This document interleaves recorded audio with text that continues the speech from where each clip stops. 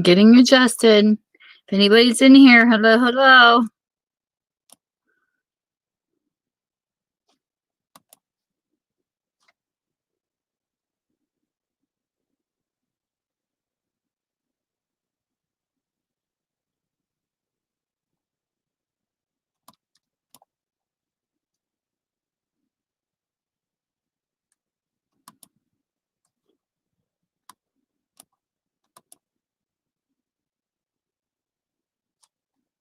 Did my title seriously cut off?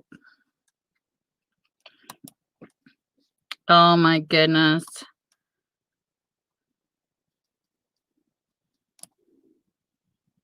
I'm gonna have to go back and change it to welcome. It's like it says it. Oh shoot. That's hysterical.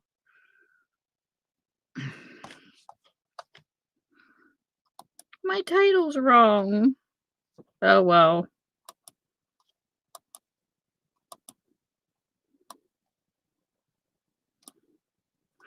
So anyway, I decided to come on a little earlier since I have a few minutes anyways for people to get in here if they want to come in. And the person of the week this is ridiculous. Unreal. The title is just hysterical. So anyways, I made a boo-boo on the title. I'll fix it later. It says I come. Anyways, so the person that I represent this week that I want to put in the room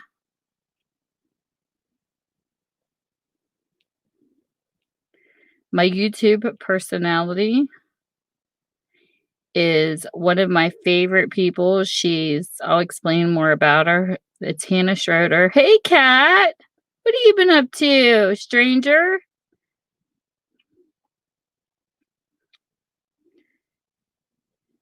Hey, blinding. Oh, you're a riot. So Hannah Schroder is this week. Every Wednesday, I try to do a YouTube personality appreciation, and then I explain why they are that way to me. And I share their link. And if a person wants to check them out, they can. I never tell people you have to follow people that I do unless you absolutely like them too. She is awesome. Hannah Schroder, I've been following her for a while. I was so excited when she reached 82,000 now. I can't even remember how far she was. She wasn't that high when I started following her, but I really like her. She's an Australian. She's got a wonderful personality. And I think what I liked about her that to me the most, because I like sitting back and observing people, is she's not the needy type. Like, she's very independent, and I think it's so cool because I get to see her get married. Now she's pregnant, and it's so cool to take this journey with her. And I don't know, it's just awesome when you get to see a YouTuber grow like that. And she does like fashion style and makeup and stuff like that. Well, good night, blinding. Thanks for stopping in.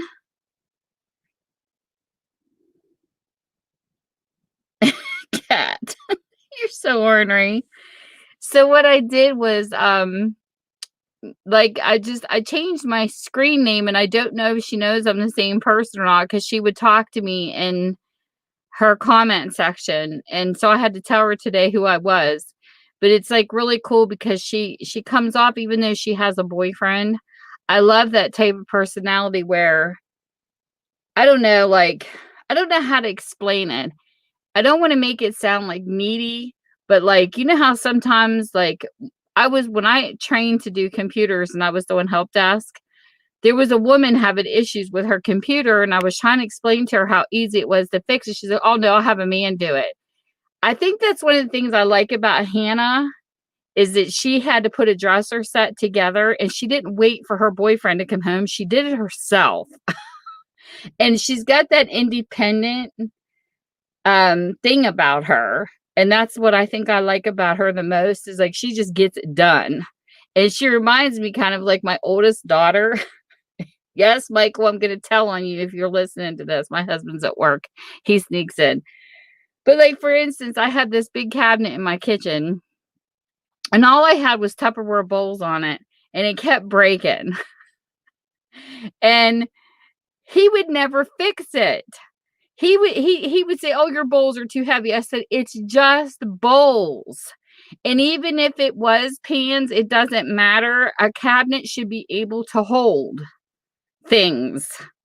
So I waited for months for him to fix this.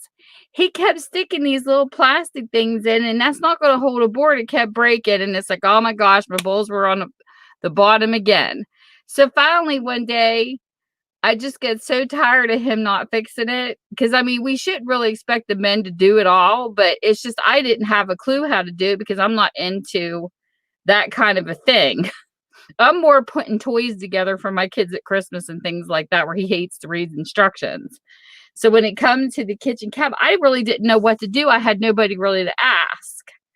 So I told my oldest daughter about it. She says, "Mom, I will take care of it." So she come over, literally my kid came over and ran metal racks through this cabinet. It's awesome. It has never fallen again.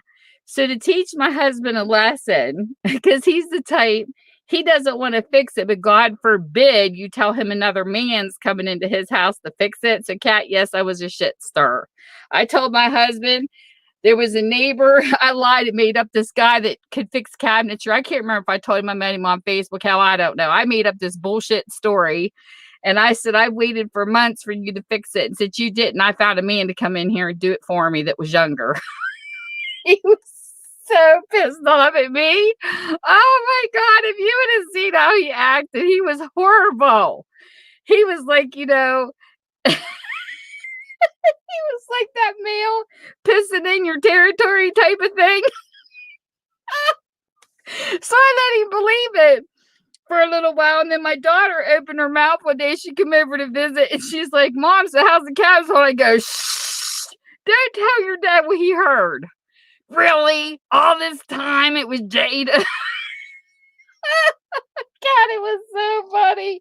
Oh yeah, I get even. But it was comical. Because I told him, I'm like, because he won't hire people like, if your water heater breaks, he won't. He don't like hiring even contracting professionals. He won't hire nobody. He's such a cheapskate, but he won't fix it. So I taught him a lesson with my daughter, and I said it's sad that a woman had to come in here and show you how to hold a cabinet up. So now my bowls are sitting in the thing, and it has never broken. It's awesome what she did. So I told my daughter, I said, if I need any help, I'm calling you. Because like right now in my bathroom, oh my goodness. He was a contractor, like he built houses for a living at one point, my husband did. And he could do something from scratch. But if you try to give him a repair job, like something that's already there and all he has to do is patch it, he wants to rebuild the whole room. That's his mentality, and it kills me. Because he takes the long way around stuff. So like in my bathroom, when we moved in, there was ceramic tile on the flooring. It was in the kitchen and the bathroom. Well, the ceramic tiling is all coming up. Whoever put it in didn't seal it right. It didn't take, the grout didn't take, and it didn't seal. I have a book in my bookstore that came in with pictures. How much more do you want on how to replace just a few? Well, when we went to take a few of them up in the kitchen to fix them, the whole floor came up. So we just replaced it because I really don't care. I don't like ceramic tiling on the flooring anyway. It's cold. I don't mind it up a wall, but it's not my favorite type of flooring. So we ended up putting in like a wood type flooring in the kitchen. It was really nice. Well, then the bathroom now, we had like 3 tiles that cracked, and it was the same tile in the kitchen. So I saved that tile. I said, all I have to do is sand it off and we can just patch it up. Well, guess what? He didn't do it. So now it's cracking.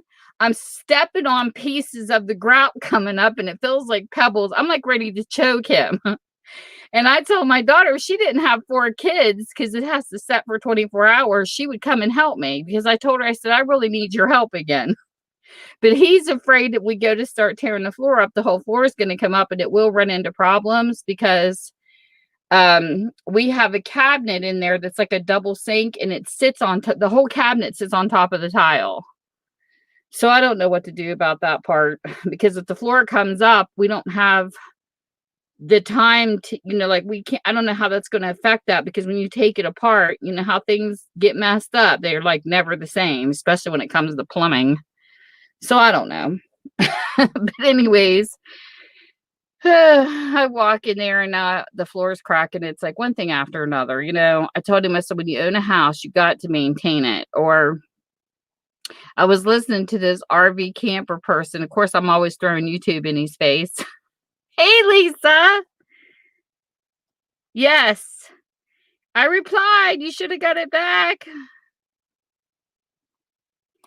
So what this RV guy was saying, that RV living is not that bad, but you have to make sure that when something goes wrong, that you take care of it right away, because if you don't, you're going to have a snowball effect of many little things happening at once. And it's better for your budget to fix it. Well, I told my husband, why didn't you fix it when 3 tiles were coming loose?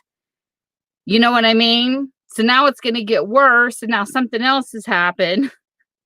And then we had hail hit the roof of our house. We have hail damage. Well, there's a roofing company go around. They did an estimate. So we are going to get our roof replaced. Thank God. Our insurance company, they called in with a quote because they come and checked our roof out. But we're going to take our back garage. I had all my books stored back there on skids. A roof leak happened, and I was scared to death of my books getting mold. So I had to pull them all out of that garage. And I told him, instead of, because we don't really technically have a porch on our house. We only have like a cement slab on the front. So I told him, why not? Because when I was working, taking care of this lady in private care, I passed this house that had a beautiful cement patio. I said, so instead of putting the roof back on, since that part needs replaced, why don't we put a cement patio out there so we actually have a place, to go out when we barbecue and stuff. I would love to have a place to sit outside, except because that's all I do is I'll sit outside with my dog on the cement slab in front of the house. But I want like a private area to sit with like a picnic table. So we're thinking about it because we get an estimate on it and it's actually cheaper than building a wooden, because I really didn't want wood because you have to treat it. And my husband thought cement costs more. I said, no, it doesn't, because this house has been sitting here since 1972. If it was like newer built, you would have a chance on it cracking the cement. But since that's settled already and has been settled for years, the guy even told us it would be easier, and you don't hire like the big company cement. You hire a privately owned person, so they can do that a lot cheaper. So we're going to go ahead and put a cement patio out there. I can't wait for this to be done. It's going to be so nice to have a place to sit outside. So just little things that's been going on in my life. And besides computer issues, my printer broke down on me in the middle of doing Etsy orders. So if anybody ordered off of my last sale and you haven't got your order, please give me another day because my new printer should be here tomorrow.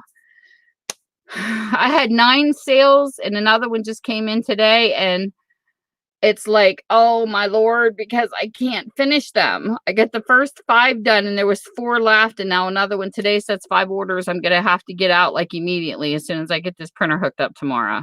Let's pray it works, because I don't want to go through any more issues. I'm like sick of issues. So now I'm trying to dig my way out. No. What's funny, do you really want to hear my tech talk? My very first computer was an XP Home Edition from Dell that lasted me 13 years. It never saw a shop, ever. I went into the local unemployment office and asked them how to how would I find a class to teach me how to repair and maintain my own computer? So I ended up getting tossed into the A+ certification class. So I got a grant and it paid for my Cybex books and everything. And I took the class and I learned how to format and do all that myself. Well, then when my next computer came, because Home Edition became obsolete, of course, I went to XP Pro, which I still have that computer running upstairs. It's just not online. So then Cyber Monday came. This is my whole history with computers. I bought a complete, beautiful HP set. I got the HP Envy, a beautiful, it's just a huge, big display for my, to see everything. And then I have a tower. Well, I don't know if something got dropped, but the HP Envy's wireless and it never worked. It would print only black and white pictures. And I couldn't figure it out for the longest time, because when you troubleshoot stuff through Google, there was nothing to answer that question. Why is my printer printing black and white? Oh, it's a cartridge. Well, it couldn't have been the cartridge, because it came with a sample set. And when that ran out, I bought a brand new one. It was still doing it. So it had nothing to do with the cartridge. So for an entire year, I kid you not, I did not use that printer. I didn't buy the extra insurance stuff, so I couldn't even ask them. So one day I just got fed up, because I'm like, I have a brand new printer sitting here I can't use. So I paid the extra for the smart thing, whatever it's called, for you to get help, because my actual computer screen crashed after the CPU went out. So being that I took the A+, I went on and found the matching CPU and I replaced it myself. So I got the tower up and running and it was fine, even though it still sounds funny at times. And the printer still never worked. So he came in and the sign-in screen on my computer crashed. It wouldn't even let me in. Like it made you sign up for a password, which I think is irritating, because on the older computers, you had a choice to have a password or not. So this one, it crashed. And what the guy did is he made a folder that came in remotely, and he had to set up a whole nother sign-in for me. So I have two sign-ins that show up in the left-hand corner of my computer. There's two different names down there, and I always have to click the second one, because if I click the first one, it keeps telling me I have to change my password. It's ridiculous what I have went through with this HP setup. It is terrible. All these people talk about all this good stuff. I have not had any luck with HP, with this set anyways. So after he did all that, this is so much easier to say than type all this. I remember when I was in my A+ class, my teacher was hands-on. Like, it wasn't just books. He set a computer tower in front of me one time. He made me dual boot with 2 operating systems, and then he did another, like, he would put me through these tests. I was the only female in the class. I was like with all these men, but I wanted to really learn. So he set me up with the tower one time. Like, he would make me take it apart, put it back together, and then he said, never overlook the obvious when something happens. And one time he made me try to boot up a computer. It didn't work, and it was just the power cord. It was something simple, because I was making it harder, because I'm like that, you know?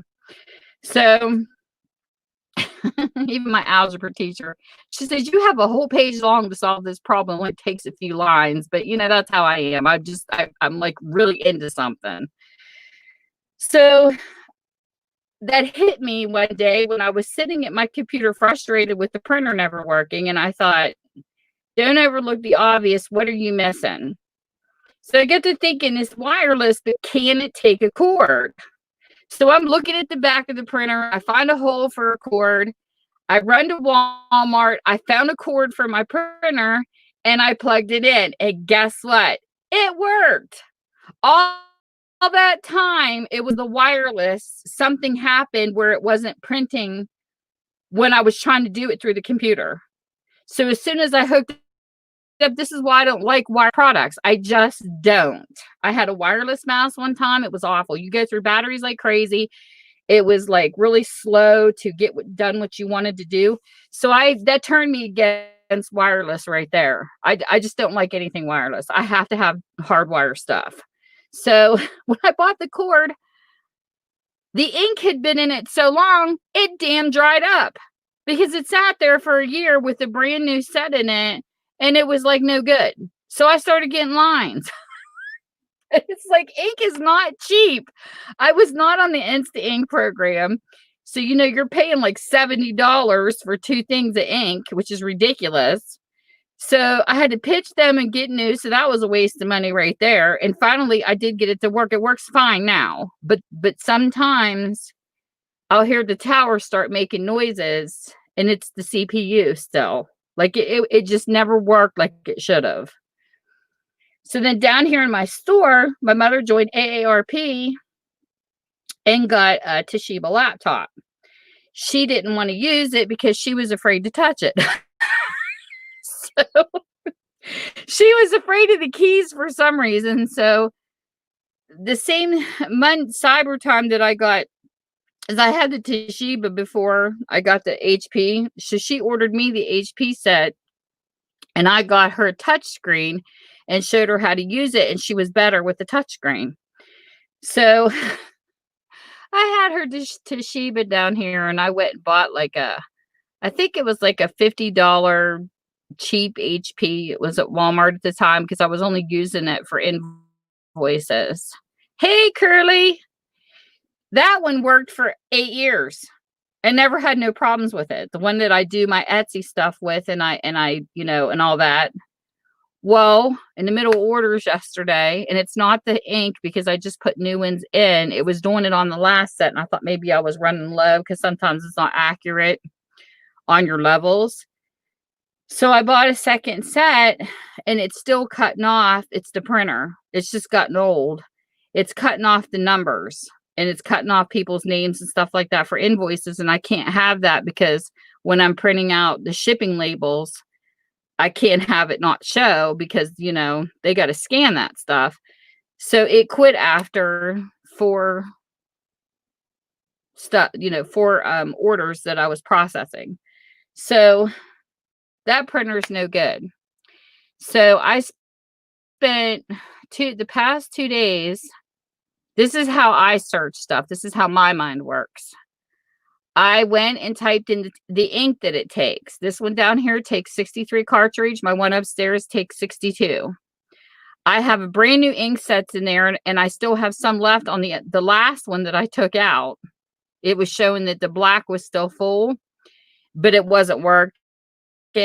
So I saved them. I didn't turn it in yet because I always send my stuff back to HP when I run out of ink. So I Googled printers compatible with ink 63. Well, it gives you a list. It tells you exactly which HPs are compatible. So I took the numbers one at a time, highlighted and Googled.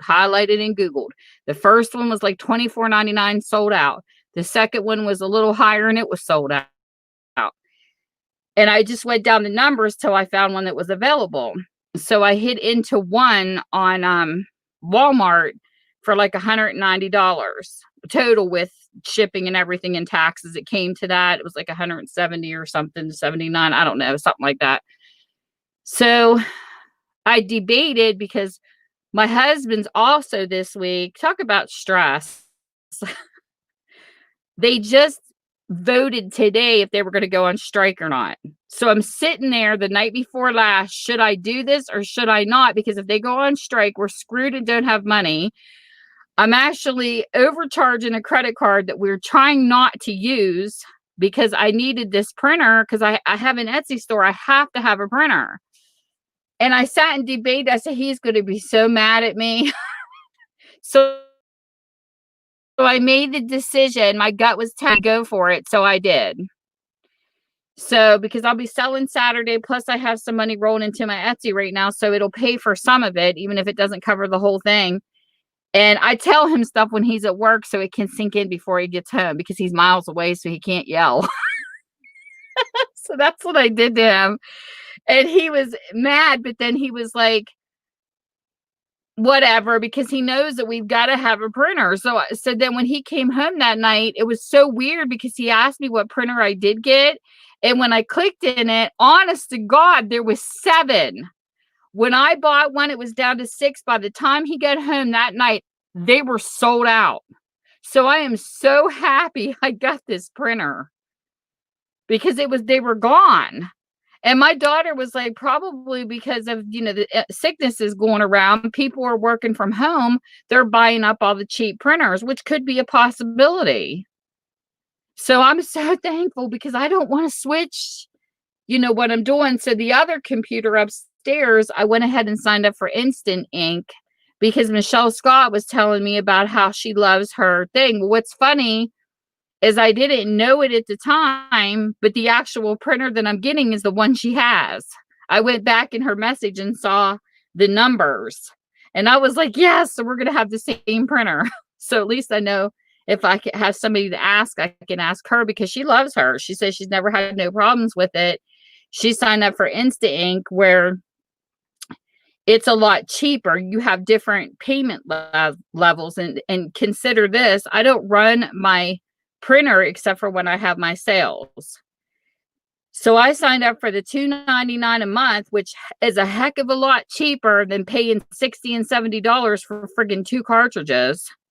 And what they do is on the web, they can tell when you're running low. You get $50 a month for $2.99. If you would happen to go over 10, it's only an extra $1. I still pay that $1. It's still cheaper. And as soon as they see your ink running out, you get your next refill. So when I get this new printer in, I'm going to sign it up too. And I'm going to try it and see how it goes because I hear a lot of good things about it. So I'm going to try it.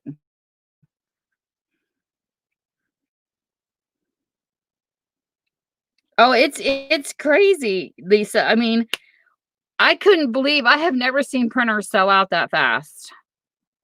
So mine should be here tomorrow, and I'm so excited because I'll be able to finish my Etsy orders. I just feel bad for the people because some of them went out today because it just chopped off and I can't, they scan it when I take them to the post office, so I can't have, it not showing. I was just glad I didn't cut off people's names and stuff because on their receipts, I never do an invoice before you get it, but you will get a handwritten invoice when you get your order. I will write everything out that you purchased with your amounts and everything. Well, had to fill in everything because it was chopping off the subtotal and everything on the receipt. So I had to handwrite it in. But that's okay because everything that I ship, I have a copy on the web too. But I also want you to have a receipt from me. And I don't do giveaways because I had trolls coming in my stream during some sales and they were just trying to get free stuff. And it has no offense to my buyers, but this is what I decided to do. At first, I was doing a separate shipping afterwards. Like, I think this is kind of dumb because some of the people that I was selling to are like, why are you sending in separate envelopes? Because it's just that much more shipping. And plus, I have to run to the post office again. So what I decided to do is everybody that orders from me, I hate anybody going away empty-handed. So I decided I'm either going to store buy something to give you a thank you gift or make something. So that's what I'm doing. Like, I don't mind somebody who's purchased from me that comes in my stream and might not have the money to play, but it's really not fair to my customers to have people who have never purchased, I don't even know their screen names, come in and try to win the gifts from the people who have purchased. I just don't think it's fair. So in my personal opinion, what everybody does on their channel is their business, but I'm not going to do it that way anymore. So I just will put a gift in. You'll all get something. Hopefully you'll like what you get. But the gifts this time I actually made. So I hope everybody likes what they get. But that's what I decided to do. Because I hate that, Hey, Ty! So this way nobody walks away with nothing. This is Ty. She's such a sweetheart. I got you in blue. Um, so I've been doing a new thing because Tosh started the Mukbang Rebels, and I really love the positivity it's bringing to the community of people. And I decided to do off of hers. It's rolling off of her idea to do YouTube personality appreciation. So once a week on Wednesdays, I'm going to put a person's name up. I'm going to put their link up, and I'll tell you why I like them, why I like watching their channels and stuff. And I tell people you can go check them out if you like and subscribe. You don't have to if you don't want to. But these are the people that I like watching because I like everybody from every community. I don't stick with just crafting. You're welcome. And Ty, I love Ty. She's like one of my favorite channels too. I love Tosh too. I mean, you two just are just great people. Ty says it just like it is too. She will bring up any topic in her stream and she is not shy to talk about it. And I love that about both of them because they're very forward women. And you know what? I got your shirt size. I went back to find the Hug Ho shirt, but they're out. I was gonna buy you one. The Thug the Thug Ho life. No, the Hug life instead of the Thug life with the cat. That's what it was. Because I have this T-shirt, and I really want to get it for you too because I thought it was so stinking cute. But I have this thing from when I back in Yahoo. I would go into a computer room I used to hang in. And how this all started, Ty, because I don't even think you know the whole story, but it was the Hackers Lounge. It was a computer room where a bunch of nerds and programmers used to hang. And I used to hug everybody that came into the chat room. And one of the guys got on the mic. He says, "Really, Tammy? This isn't the Hug Lounge. It is the Hackers Lounge." And I said, "Well, too bad because I'm going to hug them anyways." So that's how it all started. So when I was going into Touch Stream, they started calling me the Hug Ho. So I told Tyus, I'm just a residential Hug Ho because I hug everybody. So now that's my name in her live streams. So I went to Walmart and I found this really cute shirt. And it's got a kitten on it and its hair's tied up in like one of those Aunt Jemima things. And it says Hug Life instead of Thug Life. And it looks like a thug cat. And I took a picture of it and sent it to Ty when I found it because it is so stinking cute. And so I was going to get one and send it to you. And I was so mad because I was like, oh my gosh, I don't know her shirt size. And I was looking through them and I didn't want to guess. And it'd be something you didn't wear and then buy it. So I told Mike, I said, I'll just wait till I see her. And I went back to find it and darn it, it's like they were sold out. I'm still looking for one though. I'm determined to mail her one. But it's hysterical. So this is a journal I've been working on. I do this every Wednesday. And I made this to go with my Sunny Fun Time mails. And it can be sales or people that send people that send me happy mails. So I made pages for my favorite crafters in here so far. So I started out with JD. She's on she's from Australia. She's one of the first people I bought a junk journal from. And then here's my Patty page. And everything that's on these, well, for the most part, if I couldn't find something, is from sales or something I bought for them or gotten from them. This page was to Amy.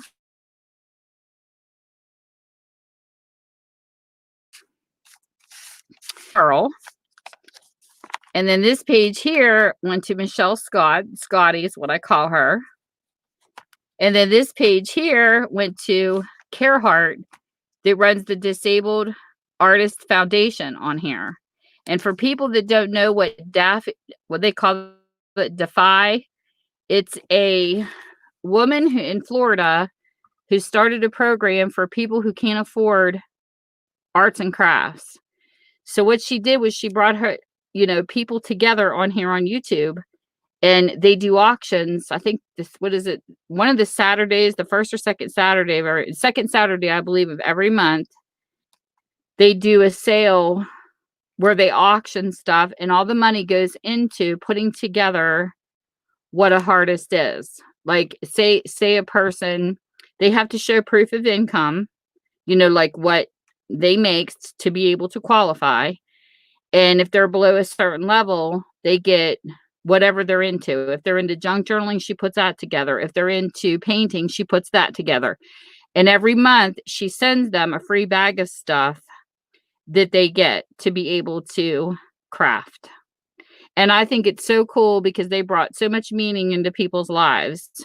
And she's under Carehart, is her channel, is Carehart.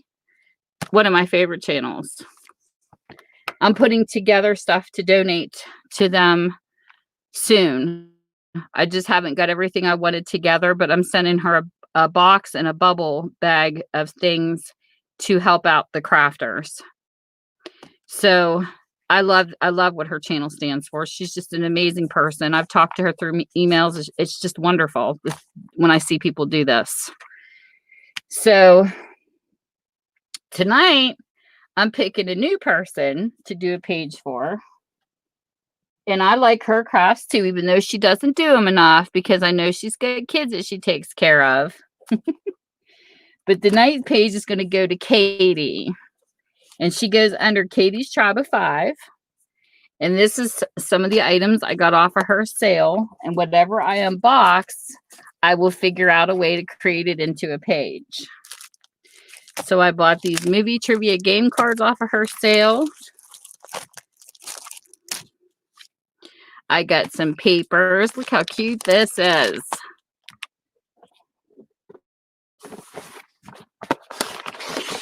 This is what I'm doing in my little happy book. I got this book. It kills me not to be able to buy in live sales right now, but I can't because I'm saving up to pay for the printer. So I'm suffering through sales, and it's like, oh, but that's okay because I'm changing my bookstore into my crafting area. My life's a mess right now. I'm a mess right now. And because the bookstore is not doing really what I want it to do. And what's happening is I wanted to save every book from the landfill. Well, it's just impossible. So what was happening were people were dropping books outside my house after yard sales. And I've got so many books now, I've got to unhoard and dig my way out. So I'm turning my bookstore into my crafting area. And then once that's done, I'll be able to craft more instead. And plus, I was diagnosed with a hiatal hernia, and I'm not allowed to lift, which makes it really impossible when you're a bookstore owner. So, yeah, my life's about to take a change. But in the meantime, I love it because I have my bookshelves. And what I'm going to do is, until I get the money together to line up the baskets, I have boxes that I have kept, and I'm going to cut the flaps off.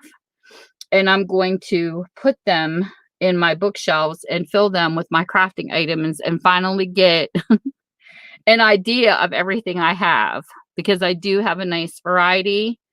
When I started on YouTube, I literally only had a bag of yarn, a hook for a hook rug, and 2 crochet hooks. That's all I had in crafts. And since I've been hitting up the sales and supporting people I've met in the crafting community and helping people out, especially through this rough time, or some people aren't working from home, I have built up the most amazing stash from every seller in the crafting community that has sold such a variety of things that would knock your socks off. Because I see everybody do something different.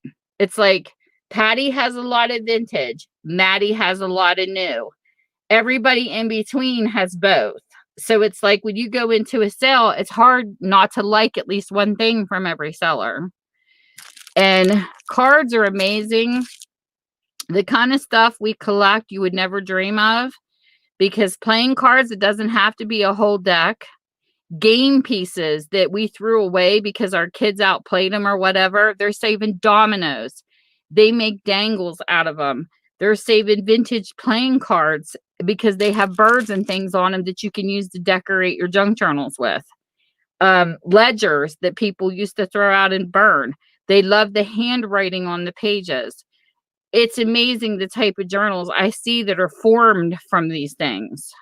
You go down to Etsy and you type in handmade junk journals. It is amazing. It blows your mind when you go through Etsy and you see the talent that these women have. It's just unreal. You have everything from Christmas journals to goth to just everything. It's just so universal. It's amazing. And nights I will do that. Like every year since I started into junk journaling, one of the things I did behind the scenes I never told anybody was that I would go in and sneaky buy off of someone I have no clue who they are. And I would take and do a video on their creation. And then I would contact them through Etsy and say, hey, I bought this journal off of you. And I did a YouTube video. And it's amazing the response you get back. Because one year I did it. It was Bethany, a girl named Bethany. And she was laughing so hard because she said, you would not believe my daughter created the journal that you bought. And she giggled so hard at you trying to guess how she did everything. Like if I said it was a decoupage napkin and I went through the book trying to guess everything and and all. And she says she was so excited when she watched your video and couldn't believe it because that's, one of her creations. And she used her mom's store to sell it. And I love that journal. So it's nice to do stuff like that and surprise people that just have no clue. And another lady I met, oh my goodness, would you guys see this woman's dangles? I could have cried, literally. She turned around and made me 2 more homemade ones. They're absolutely gorgeous for my journals. And she was from, I don't know if she was from Australia or the UK, but it's shipping. You do pay the shipping to get it, but it's beautiful. She made me one where she put a charm with a black horse head in it and butterfly. Everything I love, she added to. And she kept texting me going, how do I make this? I said, just do you. I'm sure I'm going to love it because I loved your first one and I didn't even know you. So just do what you did like you did the first one. And I gave you the ideas of the colors. I'm telling you, she knocked my socks off of what she created. So I love that because I'm not a bead person. BB Craft reached out to me and they will let you buy like so many beads. Like you get businesses that reach out to you once your channel starts growing and they wanted me to do demonstration of their beads. I have no clue how to bead craft. I've never bead crafted in my life. So what I wanted to create with their beads, I don't think anybody's ever done it. I'll show you what I did. I used eyelash trim instead of what they wanted me to do. This is what I created with it. I had a heck of a time getting the eyelash trim to fit through the beads. But I bought the clasp and all this from them. The charms I already had. These were charms I had already. And the eyelash trim I got off of somebody's live sale. And I literally pulled the eyelash trim through the beads because I don't know. I've never done wires and beads and hooking stuff up. So this is what I created. And I told him, I said, I'm just going to pay for it because I don't know how this is going to turn out. I like what it turned into. I think this is adorable. But this is something I would make more than wires. I don't know. I do my own thing. So I told him it's okay. I said, I'll pay for it. It's no big deal. But I didn't do the second video because I didn't have time to finish at that point in time. I was working in a private care nursing. So I had a hard time doing the second video, but they didn't care because I paid for it. The only conditions they have to give you free stuff is either you have to do 2 videos and link where you got it through their store, or you go and give them a review on the site and then you get your stuff free. You don't have to pay for it. but I paid for it because I didn't know what I was going to end up doing, and I didn't want to screw it up for them and, make their product look dumb. So, but that's not part of the crafting I'm into. My thing is just I just like junk journals. So this here was a book I got off of Katie. Here was some papers. And then here was an envelope full of stuff. So we get all kinds of ephemera because we know we love our papers. There's a game piece here. It says stocks and bonds, and it has a calculator.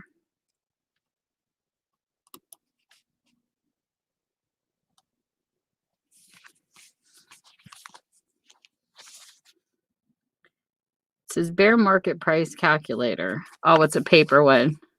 Well, that's just cool because we love our paper stuff. And this is just a pad for record of transactions, which is really cool. We add all this stuff into our journals because we know how much we love our journals. And then this came with a bunch of cute little certificates with it. This is what I liked. Look how cute that is. It looks just like a bond, and it's just a game. Metro properties. These would be so cute as ephemera in a junk journal, just to stick in the pockets. So this is going to be fun.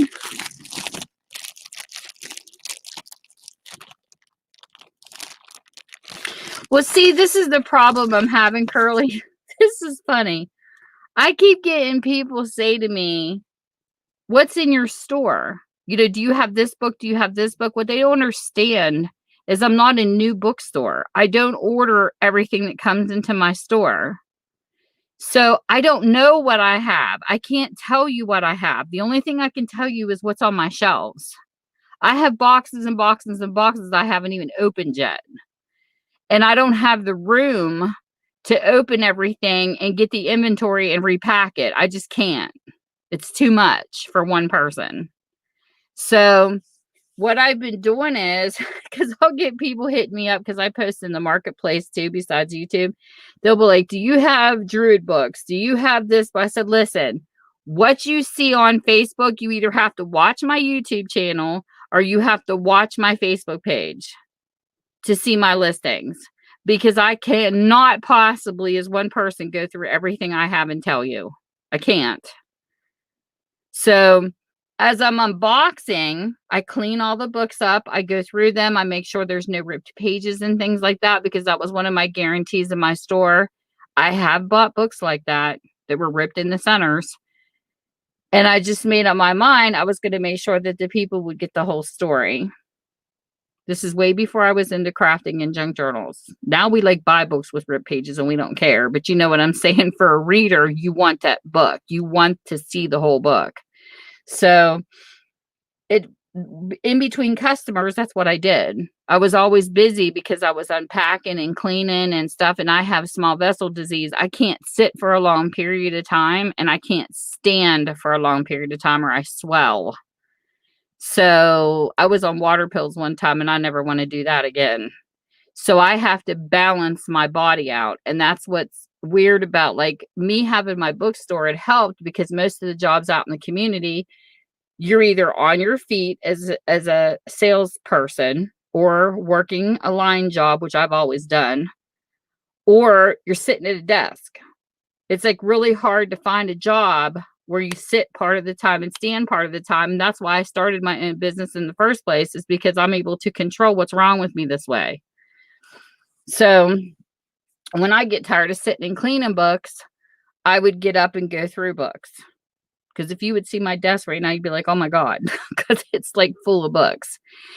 And Facebook only lets you post 10 things at a time, 10 pictures. So that's why I picked 10 books to do at a time. So right now I'm trying to empty my bathroom in my bookstore, because that's where the books are right now. There's a big bathroom in there. And when we had the leak in the back, I had to move everything this way, and I didn't have a room for everything, because it's a maze to get in my store right now. It's a mess. Because when that leak back there, we're talking 10 skids, I would say at least 5 to 7 layers high of boxes piled on top of each other is now in the doorway to get into my bookstore because I had no other place to put them. So I filled the bathroom up. I filled the entranceway up. It's like a maze to get in here. It's crazy. But I was afraid that they would get wet or mold would set in. So I was trying to save what I could save. So right now, as I unbox, get them clean, get the genres categorized, that's what you're seeing on YouTube and on my Facebook page. So I can't tell you what I have until I open a box. It's like a surprise all the time for me because I have no clue what I have. Me too, Ty. I literally love it. And then I started having like stomach issues and they made me go through a colonoscopy, which that's a lot of fun. The prep is, I mean, the colonoscopy itself is a breeze. It's the prep that's a pain. So I was having like, I knew I had acid reflux because I get heartburn and stuff all the time. But when they went in, it was cool because I have all this diagrams where it shows you pictures inside your body and stuff. And it showed that I had a hiatal hernia. And my doctor's like, no lifting. No. So I had to resign from private in-home care because it was hard for me for the longest time. I felt so bad for the people that were trying to come to my channel and support because a lot of them wanted supported back. I couldn't do it because I didn't take a loan out to build my bookstore. I didn't want to go in debt because that debt would have been piled on my husband. So what I decided to do when I opened up the bookstore was I ran an ad and say, please don't throw your books away. Because what started me was a friend of mine moving. She had a garbage bag of books. And I'm like, what are you doing with those? Because that bag's going to break and I have a tote. She goes, oh, no, I'm throwing them away. I'm like, why would you throw away perfectly good books? Now, I'm a book nerd here. So I don't understand that concept. And she says, well, since you're helping me move, take them. And then just one day I was in church. I'm like, God ain't getting any older. And I always wanted a bookstore as long as I could remember. I pictured a shop where, I would have like a reading time for kids and all this good stuff. Well, it didn't happen because by the time I got out of school, Walden's Books and all these places were shutting down because you had like, your bigger stores coming in with cheaper books and they couldn't afford to do it anymore. So it kind of killed my dream, but that was always my dream. I wanted to have like a story time hour for kids so that moms who were single moms or their husbands worked or whatever could drop their kids off with me for a couple hours, do their grocery shopping or whatever they had to do. And I would do a story time like with one of my kids or something. And then they could come back and pick up their kids and it would give them a break. This was my whole dream when I was in high school. And it just didn't turn out that way. So I ended up working in a private in-home care as a nursing aide pretty much. Use that job 2 days on the weekends to build this business by cash. And I had a book come into my bookstore. It said how to start a small business. And it said, whatever you do, like the biggest ones that file bankruptcy are like tools because they go in so much debt getting the tools and then they can't sell them. And I know a guy from eBay that confirmed that because he would go out and buy up the ones that would go out of business and sell stuff on eBay. So it was tricky. This was not something I just jumped into. I mean, I really studied. I did a lot of reading, a lot of research, even to sell, through a website, which was a nightmare. We won't go into, but I just made up my mind. I wanted to pay. So you're talking, here I am working Monday, 11 in the morning to 7 in my store trying to get it built. Tuesday, 11 to 7. Wednesday, 11 to 5. Thursday, 11 to 7. Friday, 11 to 7. Then I'm going out at 7 a.m. in the morning, working till 3, taking care of people in private in-home nursing care. And Sunday doing the same thing, 7 to 3:30. I was dying. Like I was literally killing myself working 7 days a week. But everything that I made went into building the store. And then one guy come out when I ran the ad and said, please don't throw books away, call me. He literally called me and said, I'm so glad I found you. And he was from another state, and he was actually taking care of an old railroad. It was like a museum type thing. It used to be like a railroad place. And he said, we have this sale every year to upkeep this museum. And he said, how would you like some books? Well, he wasn't kidding. He literally filled my store pretty much because he just gave them to me for me to make the trip over there to get them. So he helped me get my start. And that's where I found Ideals and where I started seeing all these other books I've never seen before. And that's where my collection of Ideals started. Alrighty, Ty. Thank you. So I didn't owe no debts. So pretty much like I would pick for books and buy, like say like because when you get them as a bookstore, a used bookstore, you're not getting all the genres. Like his books were more what the library was dumping. Or like I would get some romances, some old books, but not like vintage books, like with illustrations and things. It's just like old reading type books. And hardly any kids books. So then I would have to go picking for them. So some of the money that I used for my job, I also bought books to get a variety of a genre in my bookstore. That's the only thing it's bad.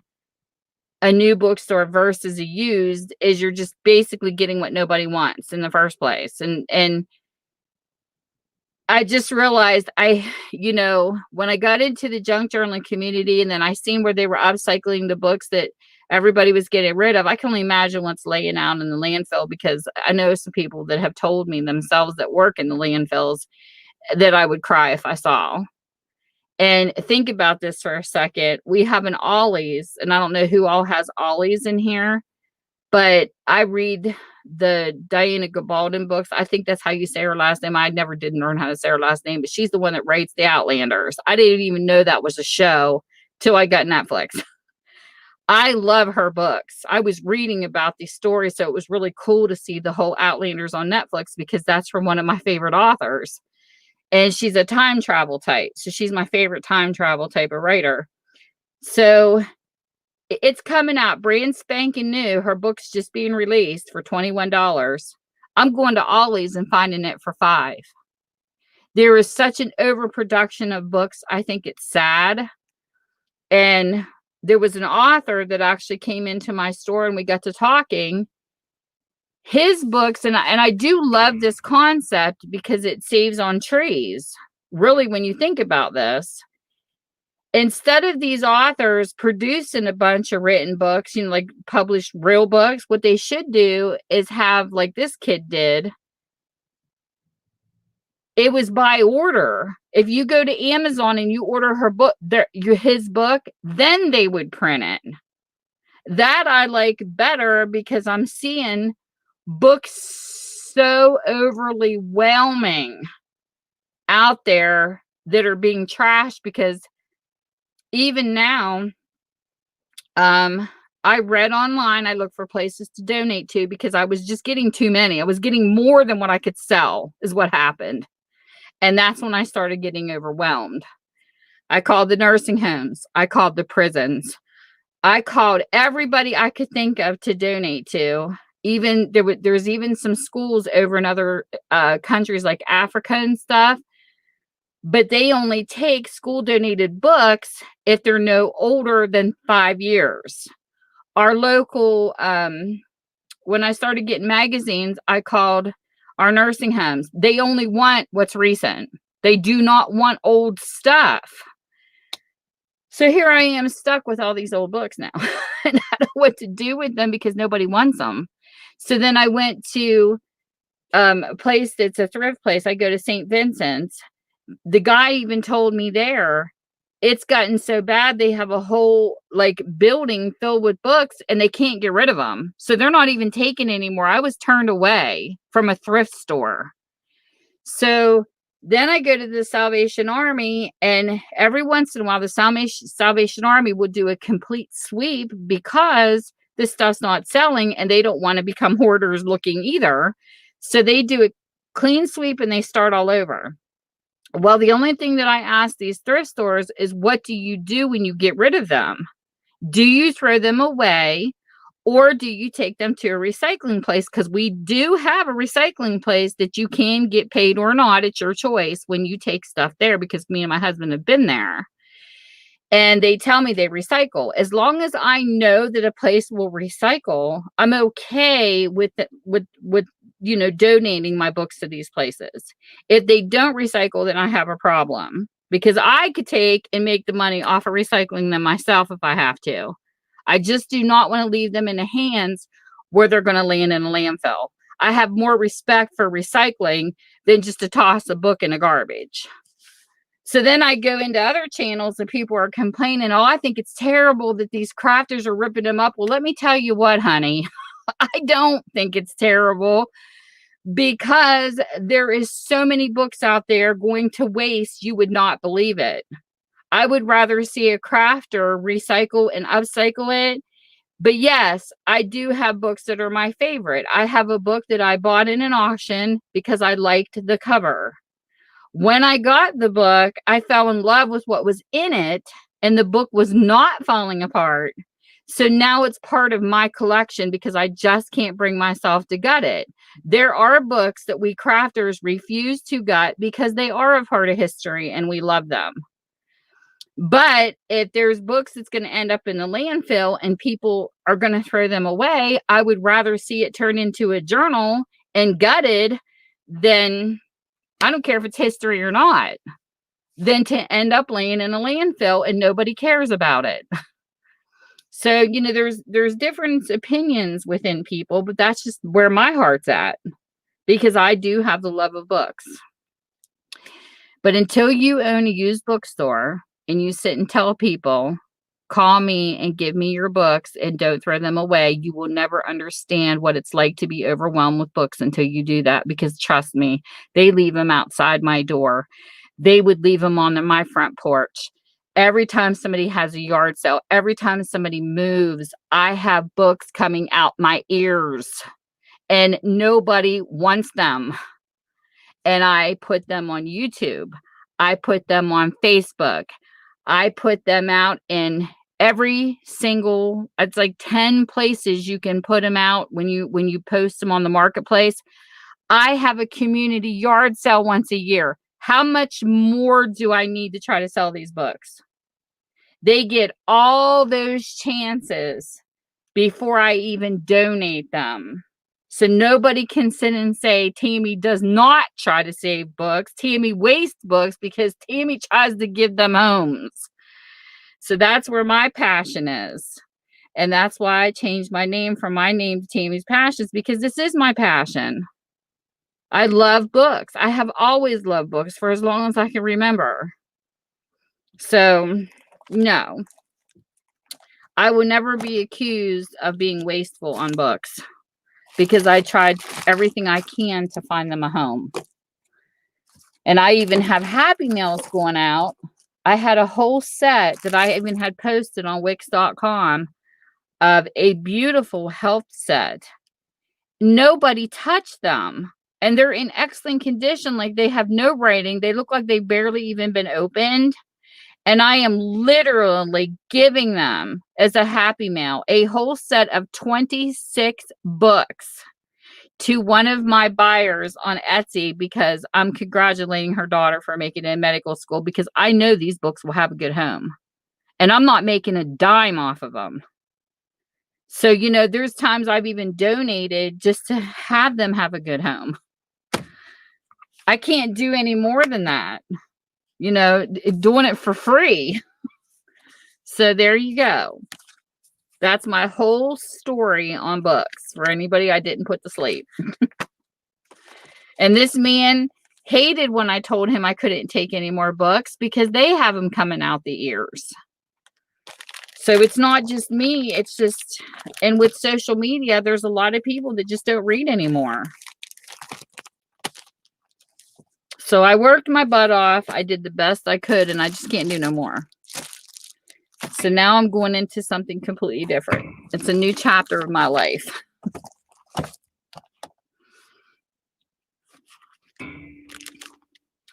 That's my story, and I'm sticking to it. So anyways, I love it because I'm not in debt.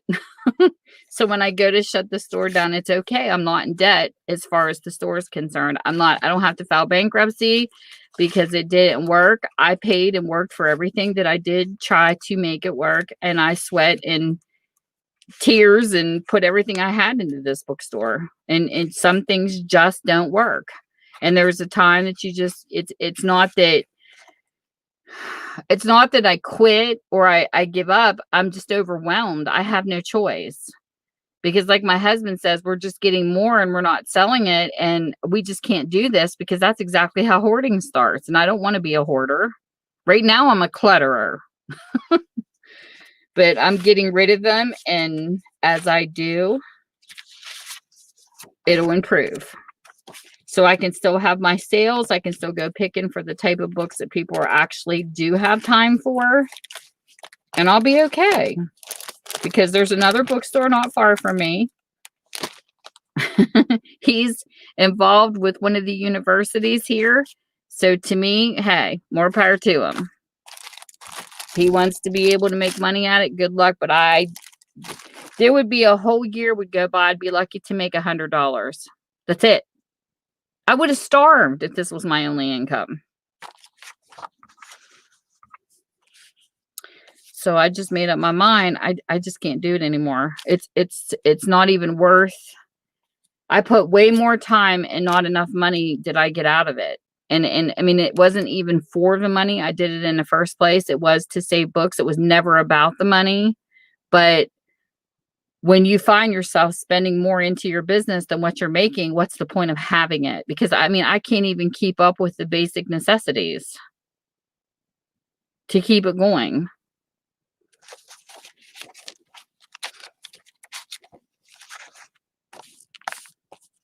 So you got to do what you got to do. So anyways, I picked this paper for Katie because I think it's pretty. And when she's always on her, when she does her live sales, she always is just so nice. Like she's got really pretty rings on and she loves her laces and she loves frilly things. So when I see certain things, this is what makes me think of Katie. So this is going to be the first thing I use for Katie's page because this reminds me of Katie.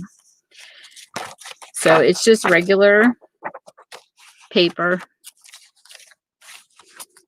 And I am going to use this to, let's see, how do I do this page? I think I want to make a pocket on this side this time because I think I have all my pockets to the left because I'm a lefty. So I'm going to try right-handed this time. So that's what we're going to do. So anyways, I was so happy because my store has brought me a lot of frustration. It's brought me definitely a lot of education. You know, people put down employers and stuff because they don't get paid enough and all this kind of stuff. I couldn't even pay a person because I didn't make enough. So I totally understand what it feels like to be an employee and employer. And that was probably the biggest education that I got from all this, is to be more appreciative of business owners, because I tell you what, it is very stressful when I can't even imagine if I hired somebody who was a mom or a dad or somebody that was dependent on me to pay their bills and then have to lay them off. I would hate to have to do that because I would find that very stressful. So it taught me a lot on both sides. So it's not like I'm walking away with this with nothing, because I did get a good education on a lot. Websites that you set up for that takes you 5 months to get your stuff uploaded, and then come to find out they don't have no clue how to do shipping. I've been through that nightmare. That was not fun.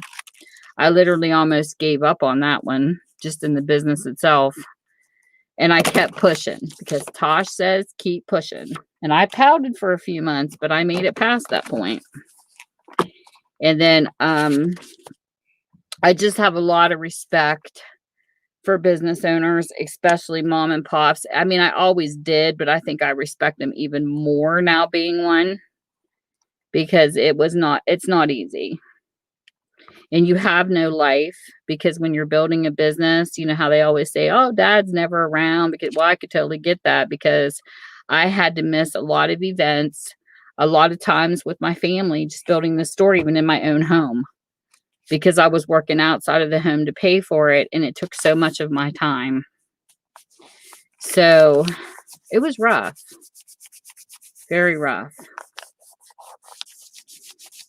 So I say kudos to all people that run a business, big and small, because even at the bigger ones, when they got started, it couldn't have been easy. And I've learned how to not go in debt, not have to file bankruptcy, because I did my studying and I didn't just jump right into it. I took my time. I've learned that along the way, it's a lot about who you know and who contacts you to help you get your business off the ground. And people still don't know it's here, even though it's been in this town now for 8 years. I'll have pizza deliveries. I didn't know there was a store here. And I'm like, well, not everybody can afford thousands of advertisings. I was invited to our local news station, who also taught how much it costs for advertising, which I can't even begin to touch that, to be on TV. So that didn't pan out.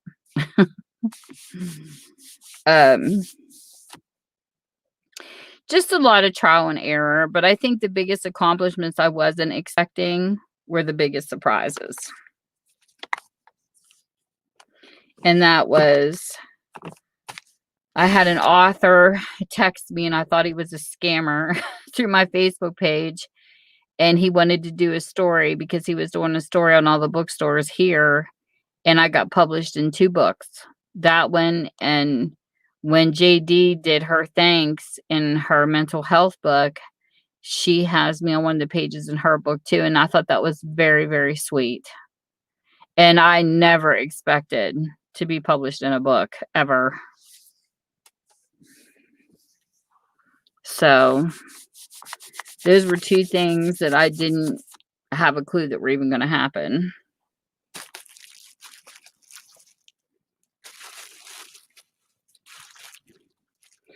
Okay, so I don't have any lace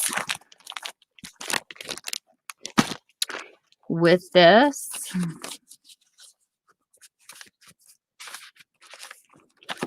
So,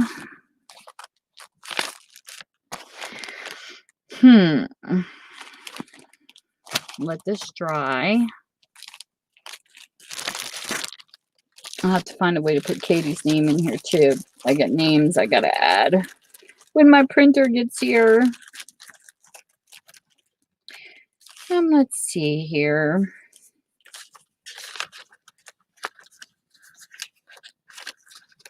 I love these little things here that look like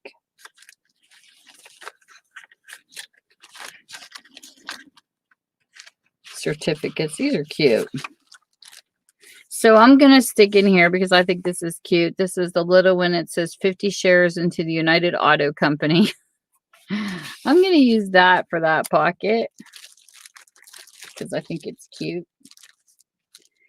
And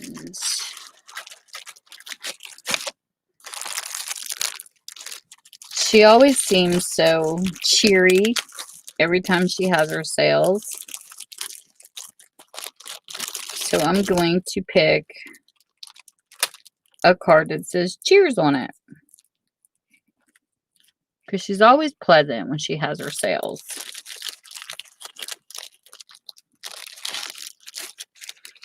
I don't know if I have the letter C. I mean K.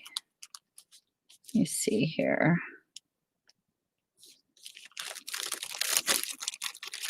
I'm going to pick a good cheers card for her.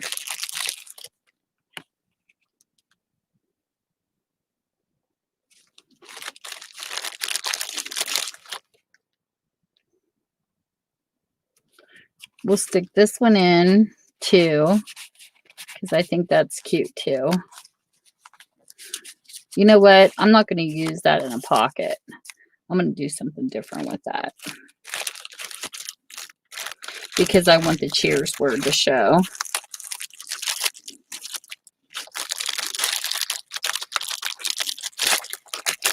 But I'm an open book. I mean, I don't have no secrets.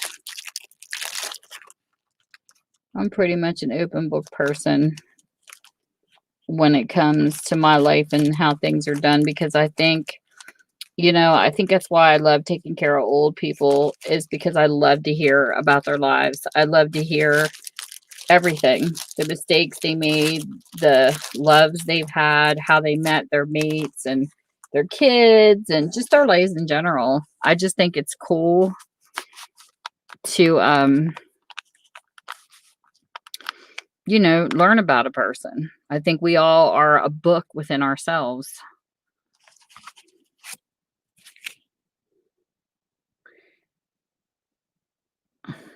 This is funny. Okay, this is what the cheers question is, if anybody's interested. Why did Eddie LeBeck call off the wedding?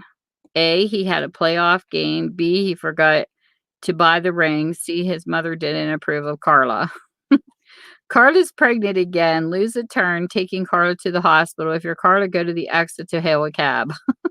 These are funny. These game cards are hysterical. What question did Woody ask the priest about becoming Catholic? Does it require an operation? Can I still speak to my parents? Do I have to pay membership dues? Probably C. Oh, it is C. Oh, there's the answers.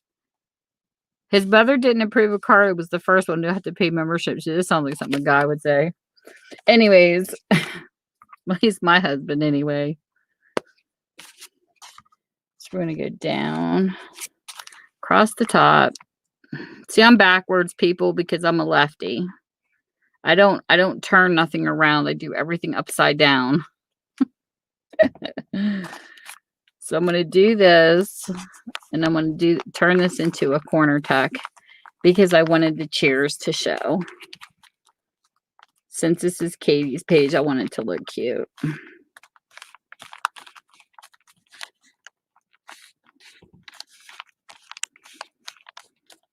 So we'll let that dry. And in the meantime, what are we going to tuck? So we have a set of movie cards.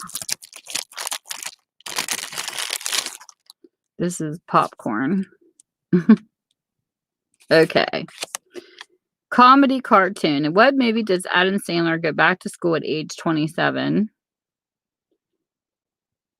Action adventure. Her jealous husband once threw somebody out of the window for giving Mia, played by this actress, a foot massage in Pulp Fiction.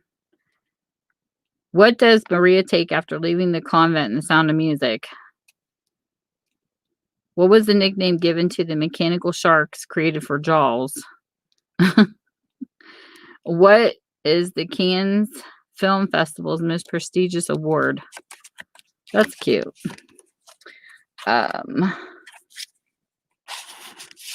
This I'm going to stick in the pocket because I think it's cute. So we have that.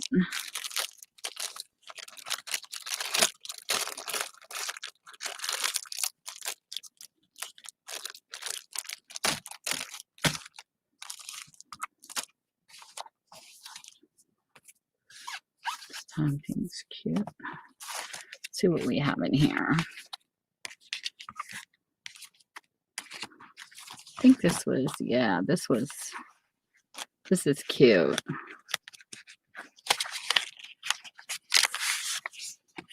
Gosh, I miss stationery. So,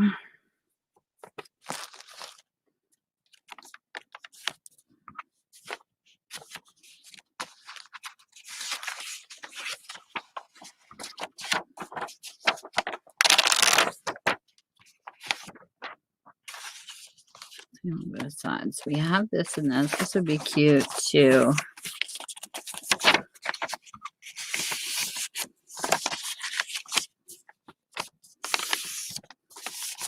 This is adorable.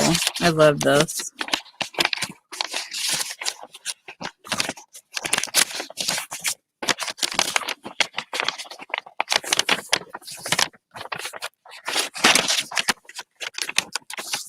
Well, it's going to be one of them envelopes where you just got to fold it just a tad bit this way. I remember that type too. I can't believe that I was on Facebook and seen where a sister of a friend I went to school with passed away. Oh my goodness. So I decided, watch this not be big wide enough. It's not gonna work, but we tried. So I went to the obituaries to check when the funeral is, and voila.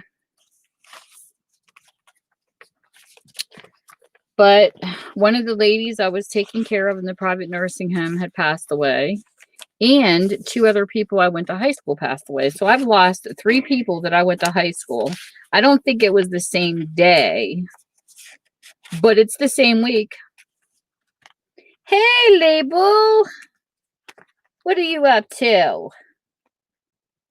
I need to get over and watch some of your videos too. Label does awesome reviews. Hold on a minute. Let me find my mouse over here.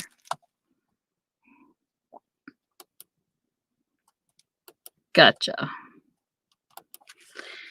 I am making a Katie page.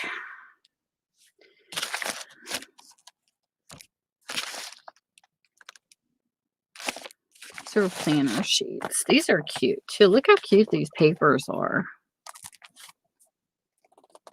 That's adorable.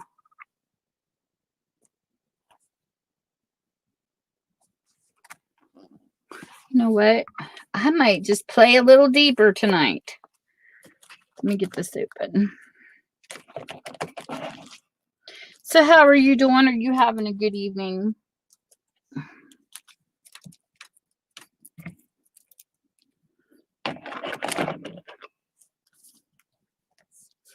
I'm making a page for one of my favorite crafters because I do love her stuff.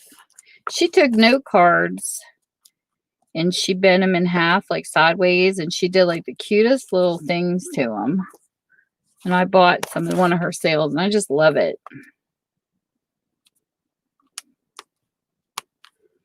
Let me get this open.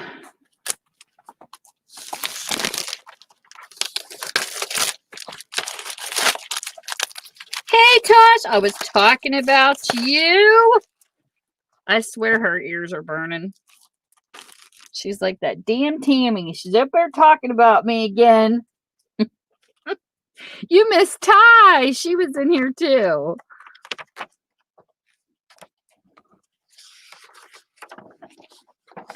So how are you ladies doing? I'm in here making a Katie page. See how that's cute? That's got tea time right there. It's not Tosh time, tea time. Do you hear that? Oh my gosh, woman. You in that mask. I can't even with you. I watch that and I just bust every time. I'm like, gosh, it's like she's an alien. Going into the store. I can't even imagine if you would do something like that here, what people would do. They probably would be running for cover thinking it's a gas mask. That has to be one of my favorite videos.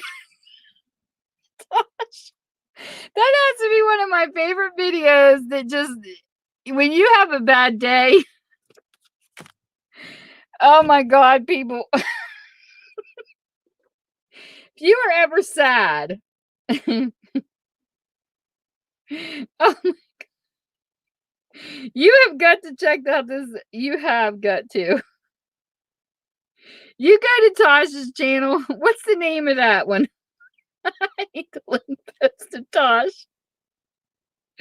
Oh my word. I never laughed so freaking out. My husband's like, what the hell's wrong with you? Because I just couldn't stop. I said, Michael, I couldn't breathe. I said, you just don't understand. I said, I laid the phone down. I had to walk away. And he was sitting there. Oh my goodness, that was hysterical. I hadn't laughed that hard in a long time, Tosh. Hold on, I'm looking for it. I can't remember the title. Where's she at? Oh my. Do you remember the name of it? Somebody get the link and put this in the chat room. I want people, I'm telling you. I even sent it to Patty. I was in a Facebook Messenger with her, and this is exactly what I said, word for word, Tosh. I sent her that link, and I said, "This is why I love her." And I posted it in a private message. Oh my goodness, that was hysterical. Whoever can get the link, please put it in here. I'm looking for it, but I can't remember the name of it. You do so much in one video. I can't keep up with you. I can only imagine what she's like in person. That's why I keep saying, if you meet Tosh, you better have jail money, people. You're going to need a way to get out. Oh, my word. If I would walk in a store, if I would walk in a store in a small town I live in, they would arrest me, Tosh. Oh, you're welcome. Which one is it? I can't find it. Oh, here it is. Hold on. I'm linking you. Come on, YouTube. Quit being a pain. YouTube just don't like me on my phone. Here it is. Oh my gosh. If anybody in here sees this link and you watch this and you don't laugh, there's something wrong with you. That's all I have to say. There's something definitely wrong with your mentality, because this just rocked my world. Oh, wait a minute. She's definitely under the category entertainment for a reason. That's all I have to say. Because she is so entertaining. She kills me. Oh my. I have to watch when I watch your videos. So I get to laughing so hard. I have to run to the bathroom because I literally can get sick from laughing.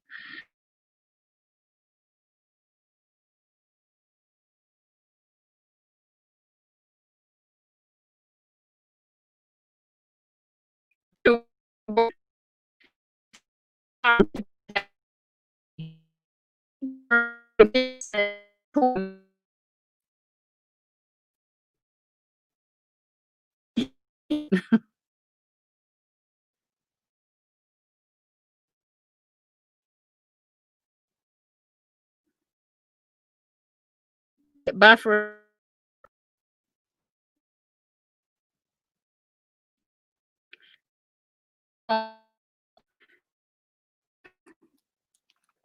Refresh.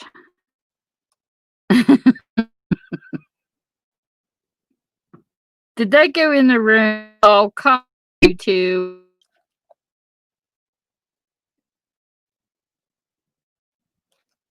You terrible on my phone.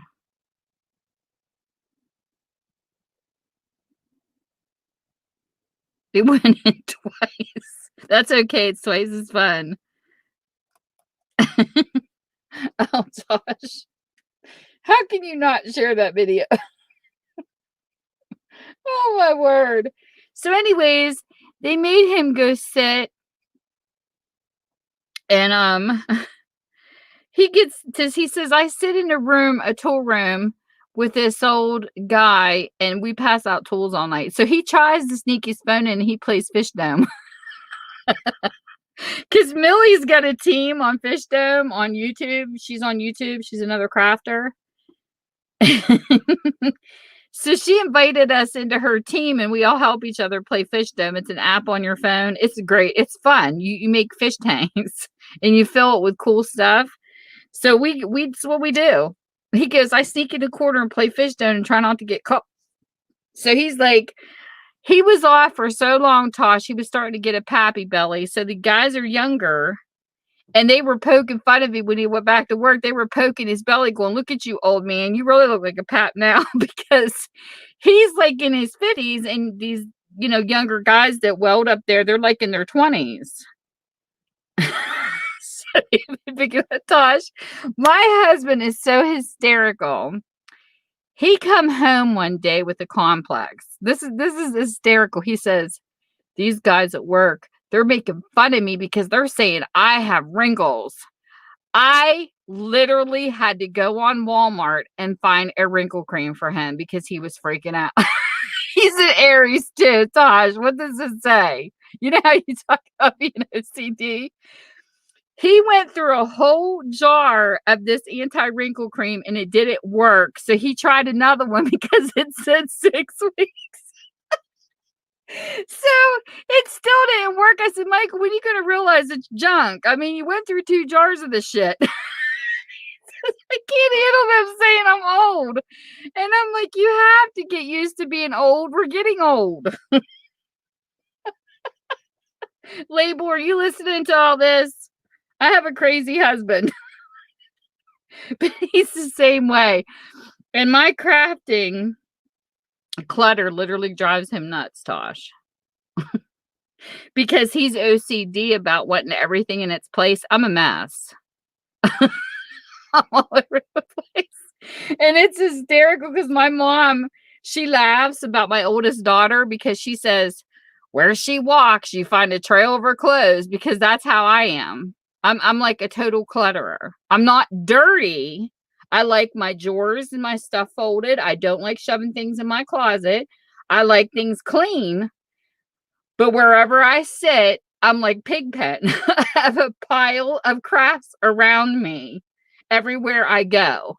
When you come to my house and you look at my chair that I sit in, you're going to see crafts by where I'm sitting.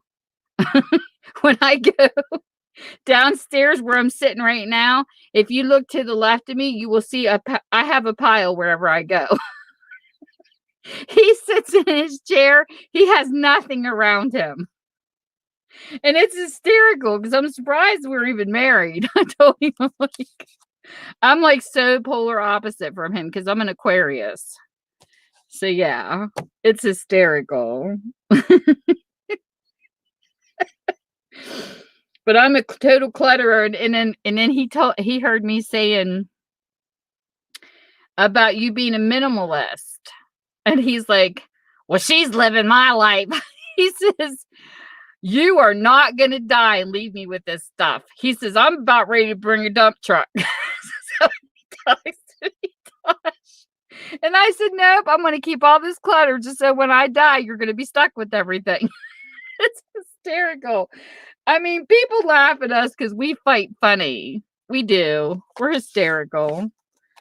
But we're like so opposite. I was the youngest in my family. He was the oldest. So you can imagine. You know, the older kid takes the crap and I'm the young playful one that's always into mischief. So yeah, it's hysterical. I think he married me because I was fun. But he doesn't like my clutter. He hates my clutter. But oh well. That's what they say. How is your boo? Is your boo a clutterer, non-clutterer, or are you more in common? Are you cleaning up after him, Tosh? We've been together long enough for sure. I told him, I said, you knew this about me when you got with me, so you get to deal with it. I think it's funny. That's kind of cute right there. Little tea time. We will be hitting, I can't even remember anniversaries. Isn't that supposed to be the woman's job? He was trying to figure out our years of marriage the other day. We've been married for so, we don't even pay attention. And it's like, I thought we were in our 31st and he's telling me it's 32. I don't even know where the hell we're at. We were married in 89. Figure it out. That's what I told him. So he was sitting here trying to figure out the math. Because usually for our anniversary, we just usually go out to eat. But we really don't pay attention to the years. We don't, because we've been together for so long.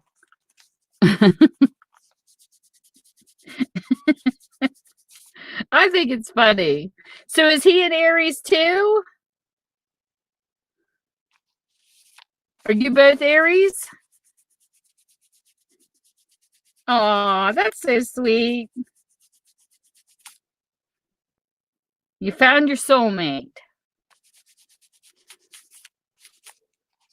First time. Yep. The first time I met my husband, I was 15, he was 16.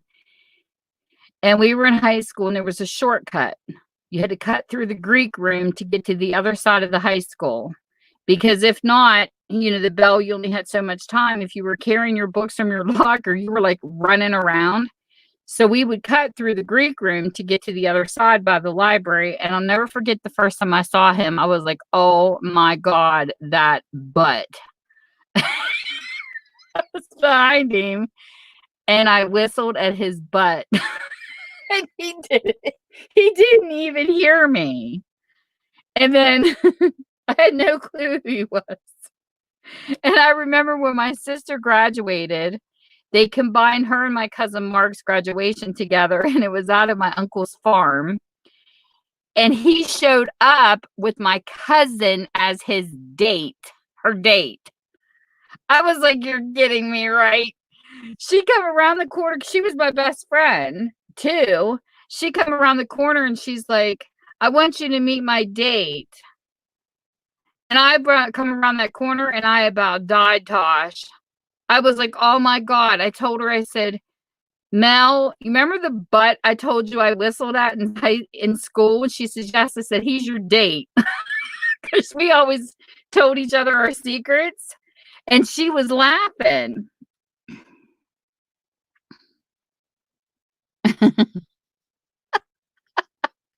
So when he made me mad years later, Tosh, when I told him, I said, I thought you had a cute butt, but I didn't know you were all ass. He says, quit being so mean. Oh my God, you should hear some of the fights we have. But anyways, I tell girls now, please don't ever marry a guy just because of his butt, because he might turn out being all butt. He gets so mad when I say that. But anyways, so we double dated, and my cousin Mel hooked me up with his first cousin, and we literally went to see an Air Supply concert. Now, mind you, we were young. We were still kids. We were still innocent. Like, nobody was like sexually involved with anybody or nothing like that. We were just all virgins and dating. And so we went to a movie, and when we went for pizza or to the concert, we went to pizza. I think we went to get pizza before the concert, or I can't remember if it was before or after. But anyways, he kept staring at me. And she told me, she says, she didn't trust him. She says, if he starts calling you, you better tell me. And I said, oh, please. I said, I don't break the girl code. I don't date people my friends date. So he called one time only to find out her ring size because he wanted to surprise her for her birthday. So he bought her birthstone. Well, then it's crazy how me and him ended up, because the blind date was terrible with his first cousin, because I don't like going out with people I don't know. It takes me time to be around someone to feel comfortable. So it was horrible. I thought his cousin was the worst person in the world. I never wanted to do a blind date again, and I never have after that. And it was awful because we didn't know each other. So one night we were at a football game. Me and my cousin went together. They were still dating. He didn't show up, and she started dating someone else. She didn't even break up with him. She was cheating on him with someone else. And they started smooching up against the side of the school. And I'm like, really? I'm like, you should at least break up with him first. So here she thought that he stood her up, and that's not what happened. His grandfather died. So he couldn't come to the game. So here she cheated on him and his grandfather died. How horrible was that? So anyways, so they broke up, and me and his cousin were talking on the phone, getting to know each other.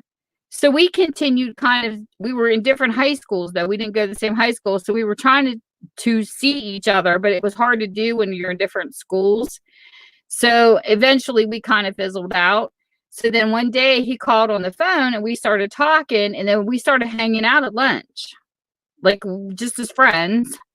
And then one night he asked me, he says, "What would you do if I asked you on a date?" I said, "Well, you dated my cousin, and I feel it's kind of weird because she's my friend and I just never went out with my friend's exes." So I literally called her on this is just the type of person I am. I literally called her on the phone and I said, "Listen, do you have feelings for him?" And she says, "Why? Did he call and ask you out?" I said, "Yes, he did, but I don't want to go out with him if you still have feelings for him because I'm just not that type of person and you know that." And she says, "Honestly, Tammy," she says, "I only use him to go out with when I don't have nobody else to go out with." How ignorant is that? And I'm like, whatever. So she didn't care really about him as a person. So as we got to know each other hanging out at lunch, it just formed into us dating. But then we had a rocky relationship because we were young and his parents were pressuring him not to get involved. You know how that goes. And I really hate when parents intrude with young love personally, because I feel that if they would just stay out of their business and, let something happen, it could be something good. So we had a lot of pressure, and, you know, I was going through some personal things in my life and then with my family. And then we broke up and he took someone else to prom and I dated someone else as a rebound. And believe it or not, I ended up pregnant with my daughter. And the guy that I got pregnant to didn't want nothing to do with her and walked away, which I didn't really care personally because I wasn't in love with him. My feelings were actually for Mike. It's a long story. I was in such a sticky, messy situation at that time because my parents were having issues, and it really reflected in my lifetime at that time. So I ended up just taking responsibility, and I turned from a 17-year-old to a 40 overnight because I became a mother and I had to do what I had to do for my kid. So I was a single mom with her, and I refused to bring guys home that I dated unless I knew it was going to be serious because I did not want to break my daughter's heart. I felt that I was a responsible single mom, and I tried the best I could with her and basically just focused on her and a job. So then I moved out of the house, and it's a long story. There was lots of fighting going on because my mom was through menopause. She was going nuts, and she was trying to be controlling, and she didn't want me to leave with her because she got attached to her being there. It was just a big mess, and we had a fight. But to make a long story short, I ended up marrying someone else. My husband went into the Navy now. And then when I ended up divorced from my first husband, because he didn't tell me when we got married, he didn't want kids, and I already had one. That was another messed up situation. If you have a journal of your whole life, it's really interesting what you look back on. But it made me who I am today too. So it's a good thing, because he shows up on my porch when he finds out I had a divorce, and we've just been together ever since. So we had to go through our trials to get where we're at, but it's like, so I love it when I talk to people online and they have no clue what my history is. They have no clue what a lot of people go through personally. And they assume because a person does something, oh, they don't have no experience. Well, honey, I do. And so do other people do. We all go through our own thing to find out where we need to be. And I love the wisdom that I have. If I go, I told another friend of mine on YouTube the other day, if I could go back to my younger self, what I would tell my younger self is, boys have cooties, run. That's what I would say to my younger self. Concentrate on a career, run from the cootie boys. But it did. We made it full circle. It's like we were meant to go through our trials to get where we are. We really were. Label. But yeah, he adopted my oldest daughter. And at the time when he asked me, I was kind of floored because I was like, well, one day she's going to be married and her last name's going to change. So it's not going to matter. And he says, no, I want us all to have the last name because we're a family. So that was totally unexpected. But he didn't have to deal with an ex coming to pick her up or anything. He was the person in her life. You know what I mean? He didn't have to deal with all that, like sharing or nothing. So he adopted her, and then we had a daughter between us, and the rest is history. We've had our shares of up and downs for sure. But you know what? I've never been to jail. That's one thing I can say. The only thing I have on my record, and people listen up, parking meter tickets. And I forgot that the sweeper was coming on the side of the street, and I got a ticket for the street sweeper. And that's the only thing you're going to find on my damn record. Because I would go into the doctor's office and stick a few quarters in, and it would run out of time before I could get back out and pay it. So you know what? I had to pay meter tickets. But that's my only criminal crimes in my life. That and this damn street sweeper. Did I knock myself out? Shit. No, there I am. I hit my mouse and everything went down. Yep, we messed. We made it. Oh my goodness, Tosh. I wouldn't want to be arrested. I'd be scared to death. I've heard horror stories. A friend of mine got arrested once. She learned real fast. She got into a fight with someone and got arrested because the person pressed charges.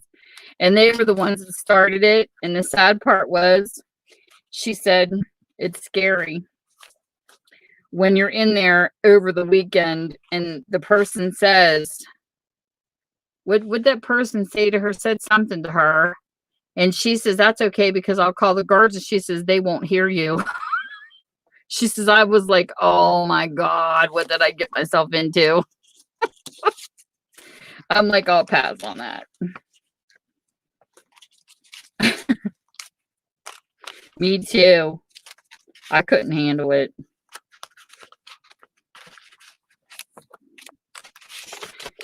I'll stay away from that kind of stuff. I'll stay away from it. I'll pass.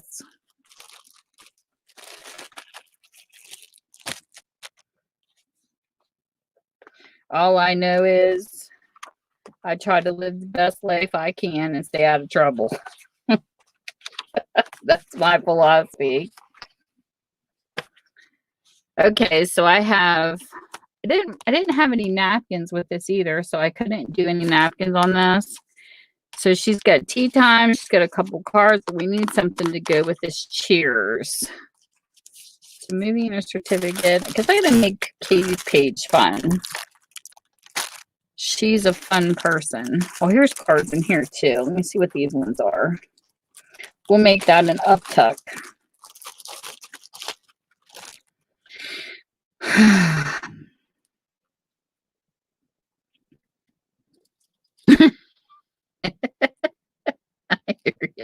I hear ya. All I know is my husband hates being back to work, and then it was funny when I went into locker nuts because I can't, until things got situated, because we didn't know what was going on with his comp and stuff, I can't join anything. Like I had to cancel my BoxyCharm and everything. Like I can't do that monthly thing coming out of anything, right? Even $1, like, because then he comes home after all this. Okay, so he goes back on comp. He never got a full. This is something I don't understand. Okay, when he started his job, you know how they withhold a week, and then you get your paycheck. So it takes basically 3 weeks to get paid. Okay, well they never gave him that first week back. So he goes into comp And I told him I would be questioning this because they said the insurance was too high for him to stay home, so they make him come back to work. Okay. So then he loses a week of work. He loses a week's pay because they're withholding it again. And I'm like, but you never got it. You went straight on to comp. So how can they withhold a week from you they've already held? That's the kind of stuff I don't understand. It's like being taxed and then taxed again for crap. I hate the workplace. So he had 1 week pay, which really hurt us. And then they decide that the contract's up and they might go on strike. So then we had that on top of being already week short of pay. Oh my God, this is stressful. I hate life. This is exactly why when people ask me what my biggest accomplishments are, I say life itself. It's like a damn roller coaster. You're up, you're down, and all over the place. So we have the stress to him with this already with his accident. On top of that, we have a week's pay, and then they turn around and tell us the contract's up. So they literally voted today whether they were going on strike or not. And I thank God, because he said the vote was really close, but they're not. But he said all these young kids under him were wanting more money and to go on strike. And he says, and what they don't realize is the company pays good money. He told the guys, you're not going to make this kind of money. So what's been going on in my background that nobody knows, except for Diana, because I told her last night, the mill he works for, what they do is they make nuclear containers for nuclear waste. He literally makes drums. This is what he welds the whole nuclear waste, so it has to pass X-ray. They might get the Navy's coming in asking him to do something. I don't know. It's some kind of job that they want him to do. So all his X-rays have to pass, all his welds. So when they're done, it's all uploaded on a truck and it has to cross water. I don't know where it's going. I forgot to ask him. There's no water in Pennsylvania. We don't live near an ocean. So, or, sea, we don't live near nothing like that. So the owner of the company, I guess when he first came into Pennsylvania, they were given a free tax to start their business there. So the business he works for has only been in PA for 14 years. Okay. So what they decided to do was, Google this. They decided to build another plant in New Jersey, Camden.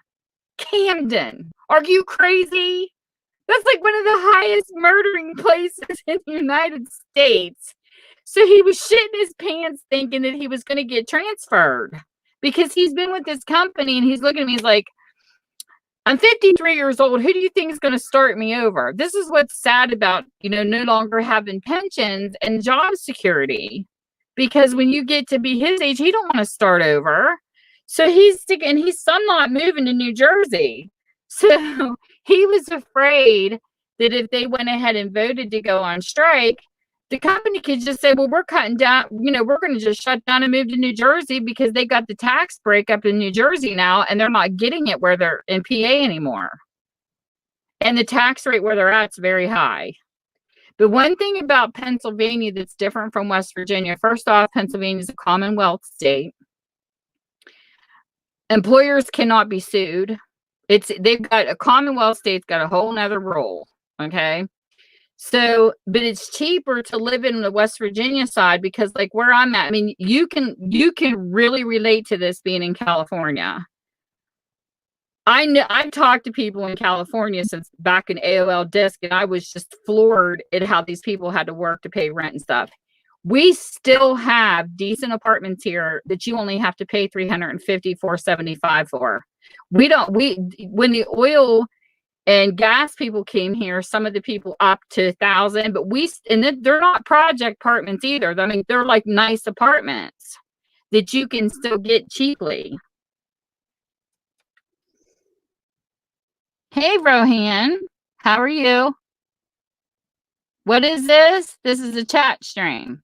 So, anyways, so you can get like 2-bedroom apartments. My daughter lived in a 2-bedroom apartment. It was upstairs and downstairs. It had a half a bath, a full bath. It was really nice. So she only paid like $375 a month. So you can still get decent places here. So it's cheaper for people to work out of state because it's hard to find a real good job in our state. I don't know. It's just messed up. My husband told them not to strike because they'd be crazy.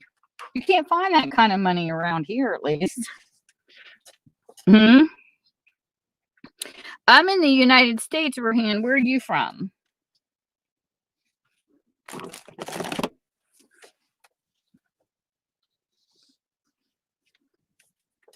I like people, meeting people from all over the world. I think it's cool. I don't know. I guess I overthink and I think too much. This isn't big enough. These cards are too small. I want to find a different one.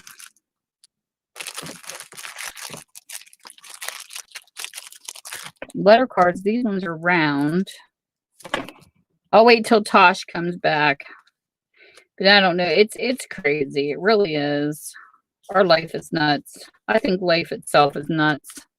I feel for anybody that is trying out there right now and 2 people working even minimum wage. I think it would be a struggle. Period. It's my philosophy on everything.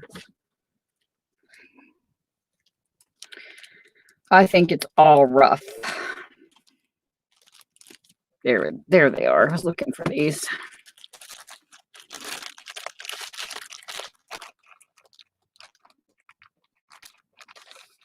I'm just thankful they're not striking though, because we didn't need the extra. We did not need the extra stress for sure.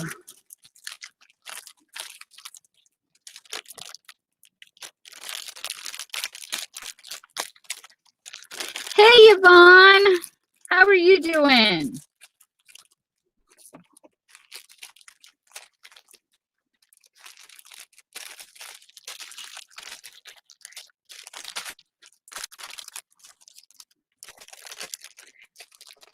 Hanging in here. Trying to. Without making a mess, that is. I think I'll put these in here. Sorry if my crinkles getting to you. I need something to stick up here in this corner, and I don't know what to put up there. I've used cards. Well, here's a different card with little lips on it. That's kind of cute, too. But we're not going to use those because we already did. So now I got to figure something to put up in that up tuck. Doing pretty good. Just building my page tonight for Katie. My Katie page. Millie was going to come on with me tonight, but she lost her Wi-Fi. So her hubby took her to see a movie, so I'm glad they got a night out. She's awesome. I like Millie. So we're going to do a little don't forget. Yeah, that's cute right there. That'll work. Here, I'll put it like this. So at least we see some words. Well, I like that. So we'll put that there. I kind of feel like I need lace for her page, because she is a frilly person to me. Frilly and fun.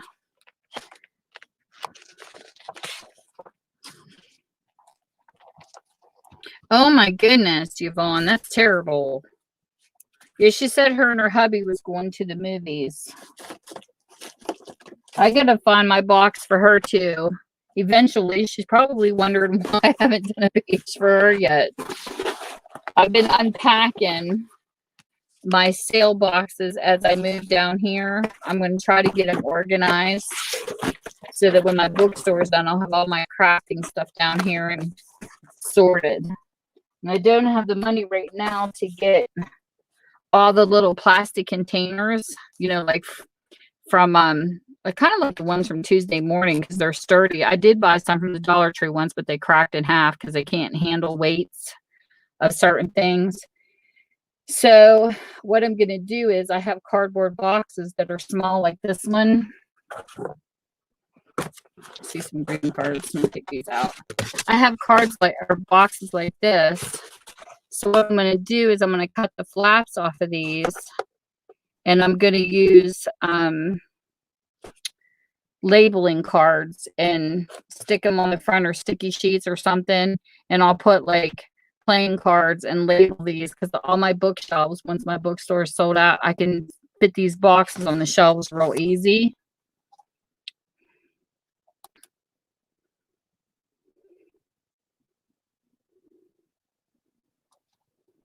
You know why I couldn't see stuff? I actually was in Top Chat instead of Live Chat. Duh. So I'm going to cut the flaps off of these, and these are going to be my storage. And as I make money from like my live sales or whatever, I'll buy the plastic containers and just swap them out. In the meantime, you got to make sacrifices. So that's what I'm going to do.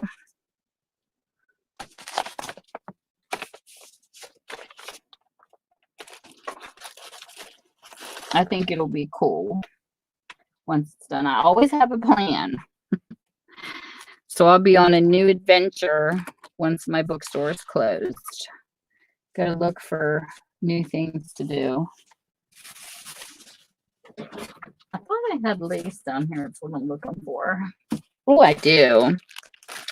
Okay, so this is kind of cute. Let me see what this will look like.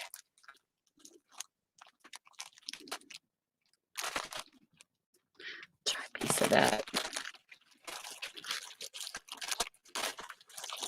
Katie, she's just such a sweet person.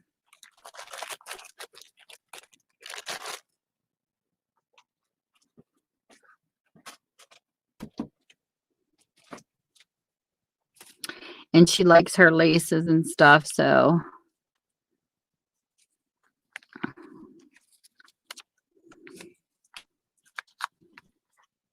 I don't know. I kind of work with flat lace better.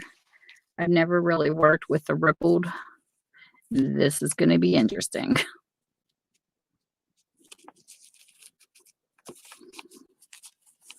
I had a piece, so I don't know if I want to use this piece or not, though. I don't really like the rippling or the gathering kind.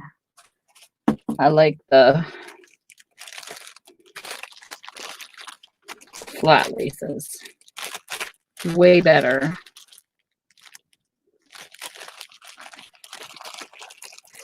All my good lace is upstairs. I haven't brought it down yet.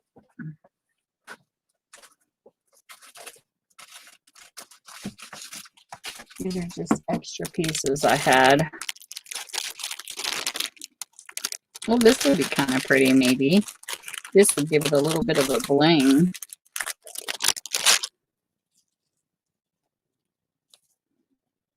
Here. That's pretty. See, I love the flat ones. I think the flat ones lay so awesome in a journal.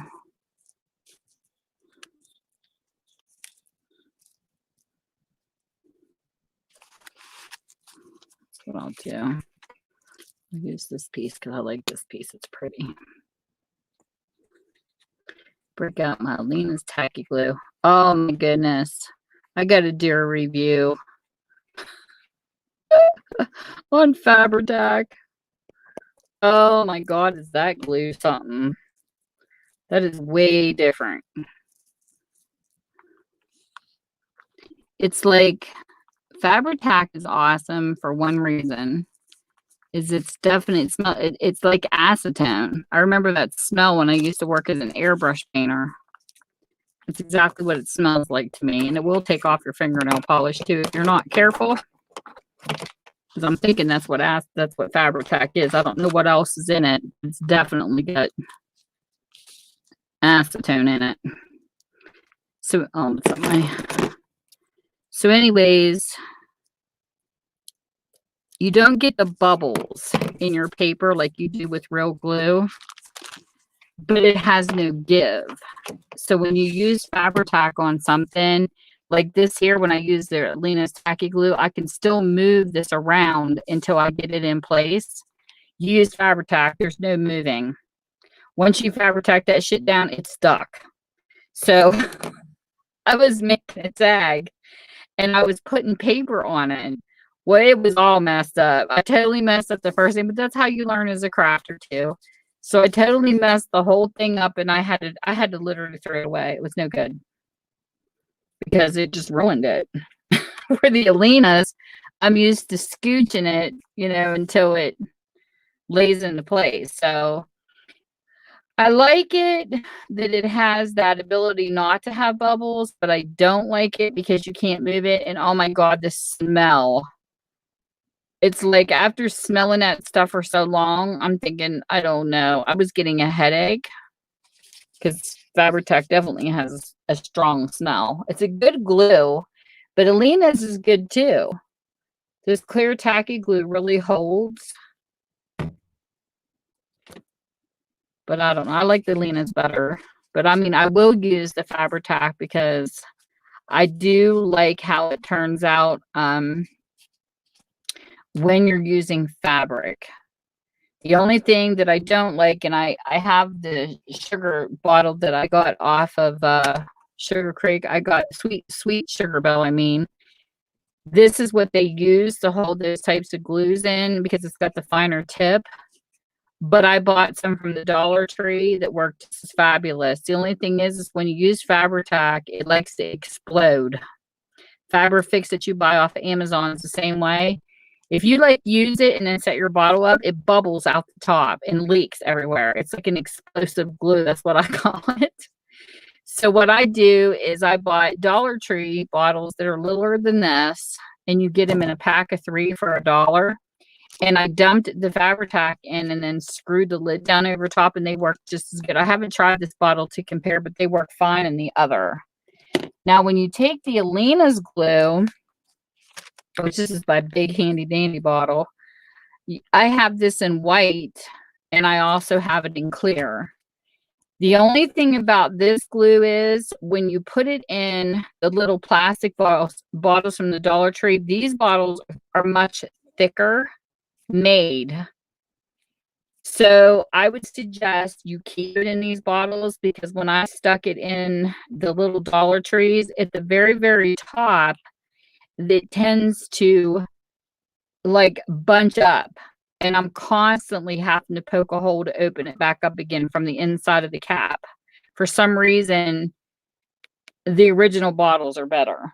But when you try to swap this out, it doesn't work in those little bottles. So these are my personal reviews and my personal experience that I have with this stuff.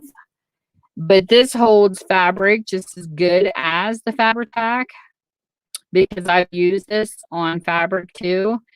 The Alena's Fabric Fusion Glue is terrible. I literally use the Fusion Glue. It's awful. It's way too runny for fabric. It's horrible, and it doesn't work on fabric. But this one does. The only thing is this leaks through a lot more of your fabric than the Fabri-Tac does. The Fabri-Tac has a tendency not to leak, but it just has no give room. So where you place your Fabri-Tac, you better keep it there because there's no taking it off and fixing it. That's my personal experience with it. It's not to shoot it down. It's just I have certain preferences on things I like. And just like Mod Podge, people use Mod Podge a lot for, over topping napkins and things. And my suggestion is get Elmer's clear glue and do it with your finger.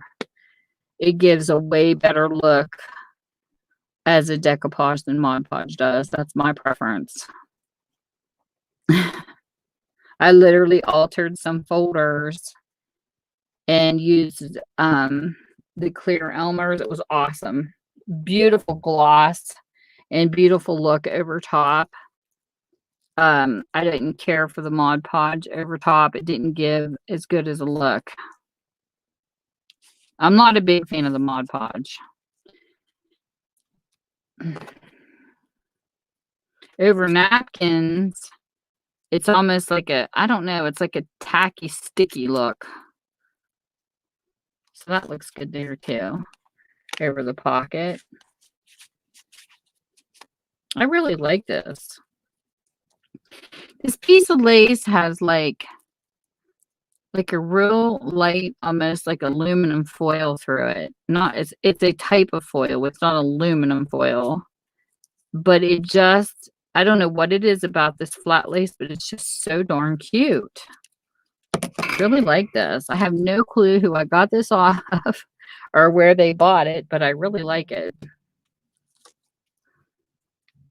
It's almost got like a cheap feel to the foil, but it's really cute. But I definitely like flat laces. I am so not a bunched lace kind of person. I like it to where it lays really flat and looks good. When my printer comes in, I cannot wait. There's a journal. I've got all the pieces for it. I just want to start creating it so bad. And I can't yet. It's killing me.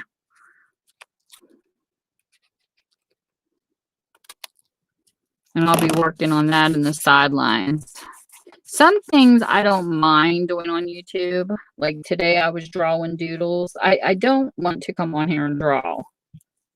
It's just, that's it, Tammy. Drop your camera. I don't want to, I like taking my time when I doodle and stuff. And I don't like people staring at me when I'm drawing. If that makes any sense. And it's like, but I don't mind doing some crafts on here. I just got to get comfortable with it. Because I've been trying to get back into some things I used to do when I was younger. And I feel like until I get my bookstore, you know, emptied and my crafting down here, I'll have more time. But as I'm emptying my bookstore, it's really hard for me to take the time, because when I start crafting, I don't want to stop. I do not know what is up with my thing tonight. Hold on a second. Give me a minute. I got to fix this arm. It's just like sliding all over my table.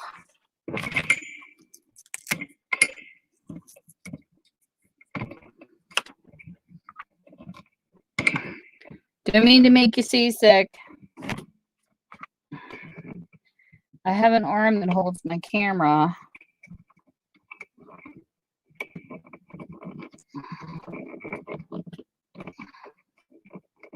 And it just doesn't want to stay on tonight. I'll have to fix it later. Unless I could keep it up until this is over.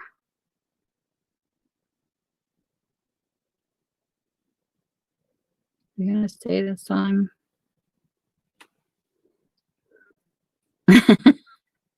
It's like jumping at me like I'm gonna move whether you like it or not.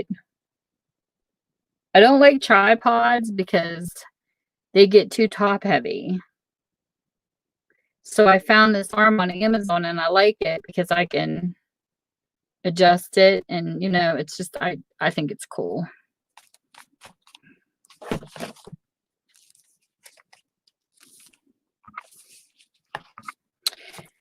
And then I'll have to make something later when I get my printer. I want to make names on pages so that I can label whose page is whose. I think I'm going to leave that blank. I like it just like that, so people know. But I think it's cool. I like it. Where are you from, Yvonne? I don't think I ever asked you where you were from. I like that commercial. I remember a long time ago on YouTube, people, what you wearing? I love that State Farm commercial where that woman's like, Jake from State Farm, and he was telling her he was wearing khakis because she thought her husband was talking to some guy. Oh my God, that's funny. California or Canada? I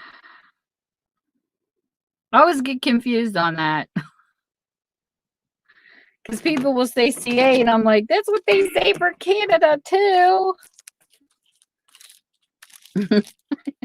That's my favorite commercial in the whole world is that State Farm one. I think that is just funny. Well, then you know what the rent's like out there too. That's what I was telling Tosh earlier. I was talking to people a long time ago, and they told me how expensive it was. And here, like every state's different.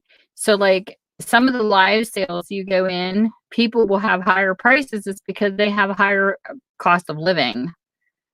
Like I'm in West Virginia. I think we're the poorest state in the United States. And we still have places you can rent for like $350 a month. Now it's not including utilities, but still, they're like 2-bedroom apartments and they're nice. And I do have like we do have a couple places up here for like 1,000. And like where my husband works, the rent, because we were checking out places like close to where he works, you're talking like 800 and up. But here we still have like that fluctuation. You know, we have some apartments that are 475, some that are 1,000. I don't think I've ever seen anything 2,000 though. Excuse me. So when, you know, him living here and then working in another state that has a little higher of a rate, he does make a good, you know, he makes decent money for where we're at. Because where we're at, where we live, he couldn't make the wages here that he makes where he works now in another state. So I think that's why a lot of people do that crossover in between states, because if they can make more money there, but the taxes are so weird. Like we would have to get forms where it's called like a tax where you work. It's like a privilege tax or whatever. When you work in another state, you have to pay taxes because of, you know, there, plus you have to pay in our state too. I don't know. They tax everything. But it's crazy because at one point in time, you had to pay taxes on food here, but in Ohio, you didn't. So, of course, West Virginians are going to leave West Virginia that's close to Ohio and shop over there, because I remember when we were living in our apartment, we would literally shop in the other state because I live right smack dab between Ohio and Pennsylvania. I could be in both states in 15 minutes. So I've worked in Ohio, I've worked in PA, and I've worked in West Virginia. But it's really cool because when they had taxes here, over there, they didn't for food. So we would go like Big Bear shop, and they don't even have a Big Bear anymore, but we used to go over there and shop. So then West Virginia decided to drop the food tax. You shouldn't be taxed on basic necessities. My philosophy has always been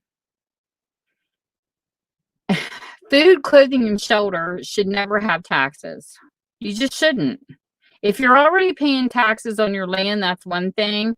And if you're paying taxes for luxuries, like I'm not talking like, I'm talking like brand name clothes. I'm not talking like your basic necessities.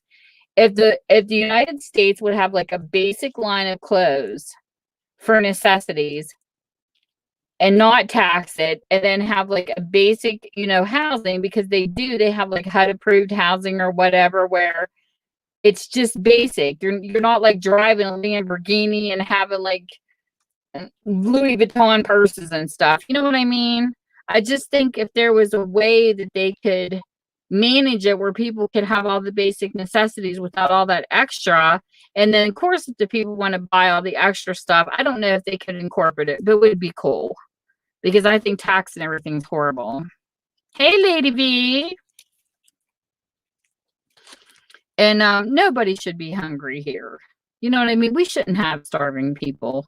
And I do love it, like our town, they started that little, somebody was talking about that on another channel where they have like a little house type thing out in front of their house.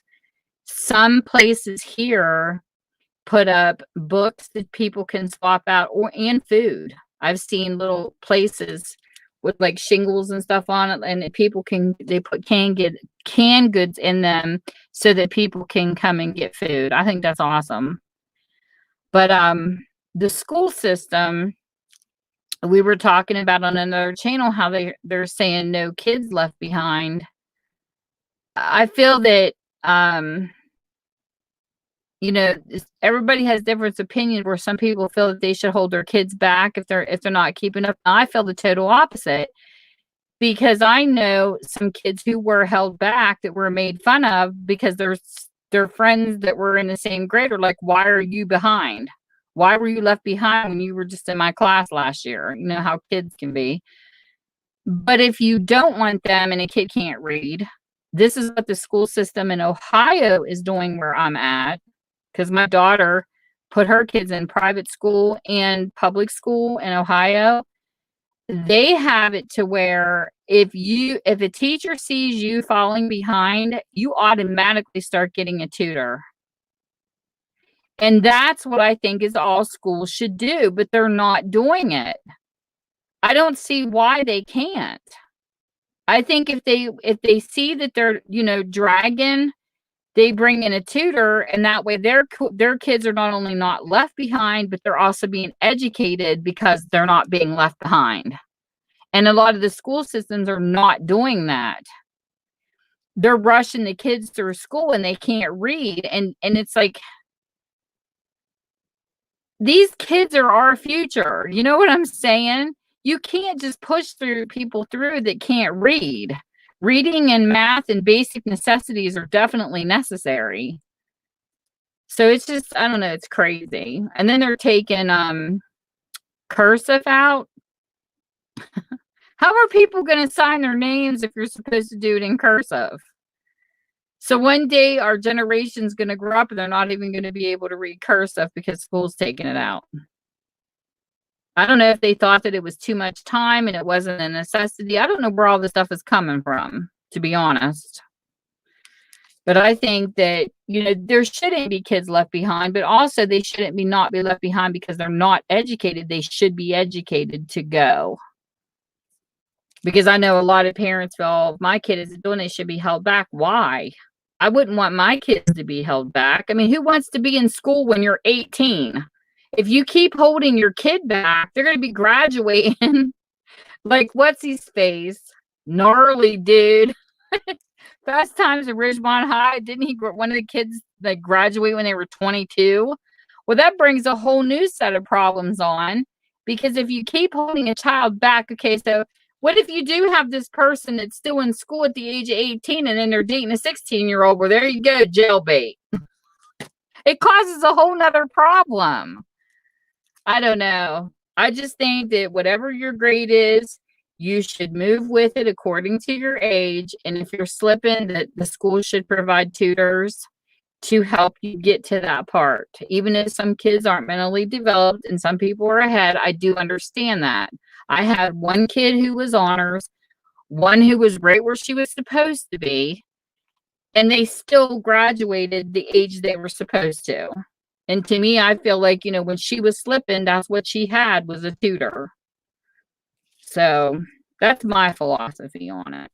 I think they should get tutors and they should teach them until they can catch up. Because I know some people can be late bloomers. I just think it's sad. Whole structure of our world is sad. I pray for this country every freaking day. I'm constantly praying for this country. It's such a mess. It really is.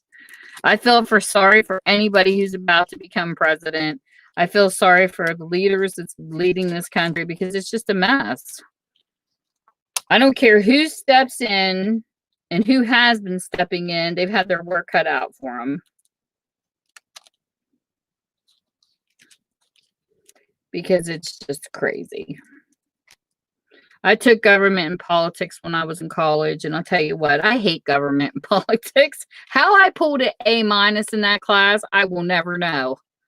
Because I knew nothing. Like I didn't even pay attention to that class. The heck, I didn't even vote till last year for my first time because I just thought it was messed up.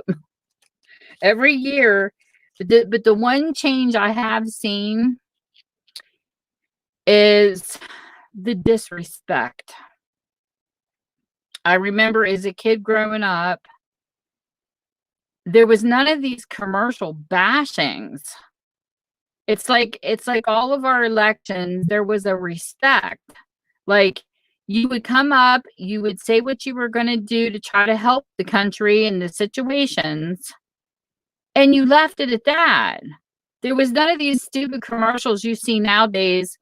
Oh, this is sponsored by so and so after they just bashed somebody. And I remember sitting back and just shaking my head when Hillary and um, Trump was. I mean, I don't care if this gets flagged. YouTube can kiss my ass. I feel that it was like two kids sitting in a sandbox slaying shit.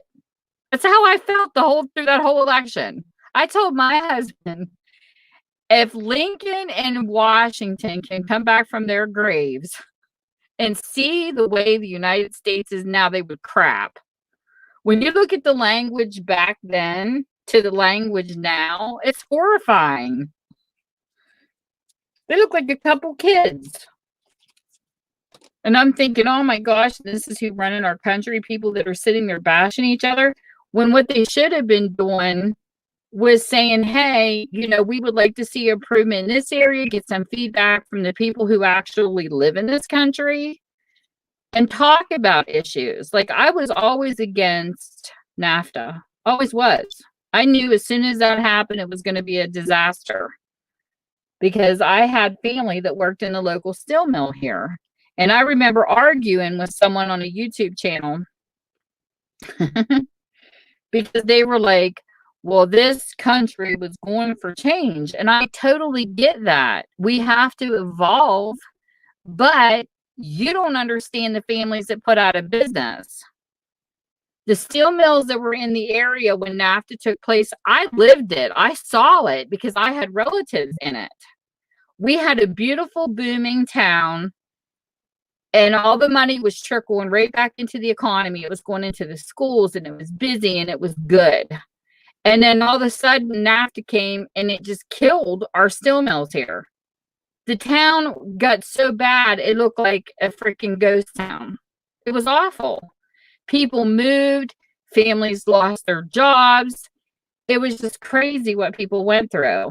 So, I understand that they wanted to do international trade, but NAFTA just killed it here. So then they had that movie, I think it was Super 8 that came out. I think that was the name of it. And they put the movie company come in here and they shot movies in that same town. It was in Weirton, West Virginia is where it was. They did the movie and they actually redid the stores, like repainted, refixed and everything from that era of when the movie was shot.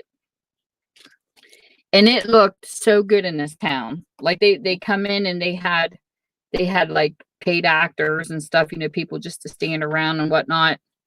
And they paid them, to just stand there in the movie. And so let me see if that's what it is. But it shows part of the steel mills in that movie. Like it drives literally through where the steel mills was.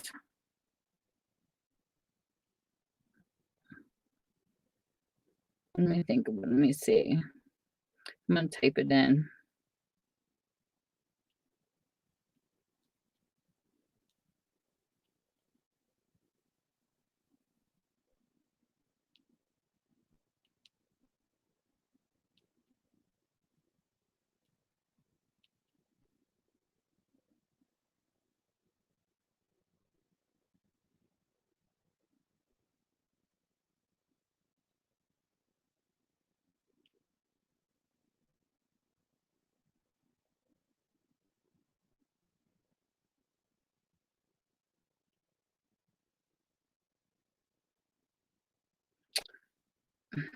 Super 8. It says right here, Super 8 turned Weirton into a movie location destination. Yes. It says on August 9th, 2010, Paramount officially, I'll show you on my phone. In addition to West Virginia tax incentives, Weirton's warm hospitality and willingness to let Paramount take over the town helped tilt the decision in his favor. Weirton exudes a retro charm of 1970s steel town. I don't know if you can see this or not, but that's where it was shot. I was trying to figure out who was in it. I can't remember. I seen the movie. It was really good, but you know, you get old, you forget. Um,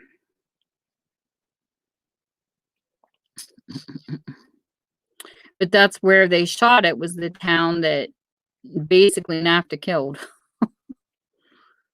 So it was really cool to see a town not far from where I'm at in a movie. It was awesome.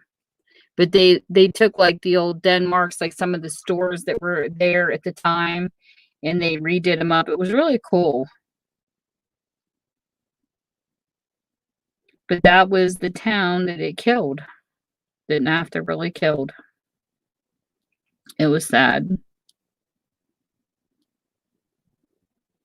And when it fizzled, everything started falling apart. Like the schools weren't getting as much support as what they were supposed to, and now all of our schools are condensed because so many people had to move away because they couldn't stay here anymore after the jobs were killed. So they had to condense a lot of the schools. And it's like really weird because like my middle school's gone, my husband's is gone. It's all combined into one school by the high school now. It's just weird. All of our schools shut down. So that's cute. I think this turned out pretty cute for Katie's page. I feel like it needs some stickers or something too, but I don't have none of my stickers down here.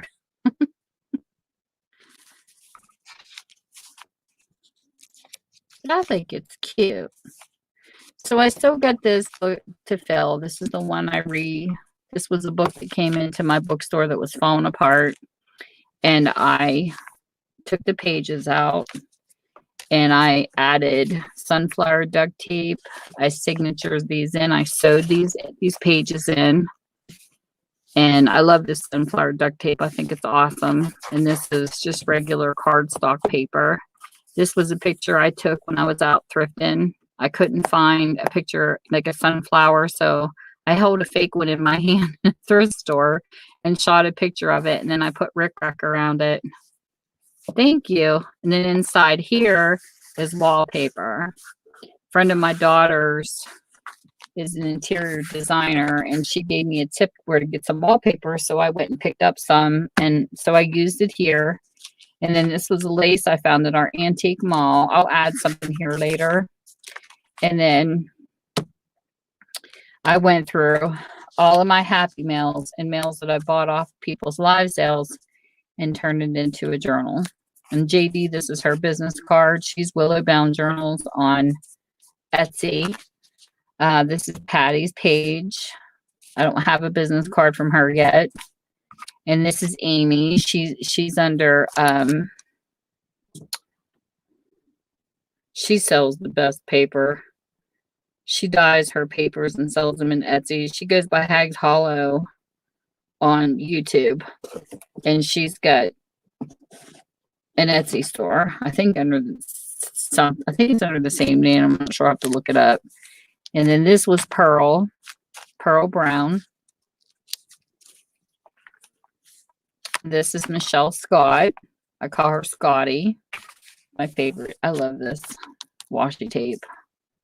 And just what reminds me of them is what I stuck on the pages. And this is Carahart that owns the Disabled Artist Foundations on here, where they help get crafts to people who are under a certain income. And I think that's so cool. And I love this quote. I did this at an auction because she does auctions on Saturdays. I think it's the first or second Saturday of the month to raise money for the hardest. And she sends out whatever craft they're in. free, shipping and all, just so that they can have something to do. And I love this because this was part of Harry Potter pages. And I picked this for her pages. Says it matters not what someone is born, but what they grow to be. The Goblet of Fire, because that's the thing that reminds me of Care, because she cares about so many people. And there's her business card. And then Katie. So there's my people so far. I've been unpacking. And this is a fun journal. So I'll do as many as I can until I get, these are people who I've gotten to know and I've talked to for a little while and stuff like that. It's not like somebody new I'm going to stick in here just for now until I get to know them better. Just the people I've kind of known a little bit, because me and Kara's passed emails and stuff like that too. So I've gotten to know her through emails and stuff. And then I have a glue book I'm working on when I get done with this, because I don't think I'll be doing this one until it's finished, like every Wednesday. I'm going to switch off to another book. This is the memory book that I have not finished yet. That was for my cats that passed away. I had them for 21 and 22 years. Is how old they were when they had to be put down. One had kidney failure, and the other had a thyroid that just, after a while, medicine just doesn't take care of them and kind of sucks the life out of them. But they were Heather and Hope. They were sisters from the same litter. And we got them from a girl we actually went to high school with and her husband. And when they passed away, I'm not done with it yet because I got pictures I need to run off to finish it. But I just love them. They were my babies for so long. I got them when my youngest, I mean, she was raised with them pretty much.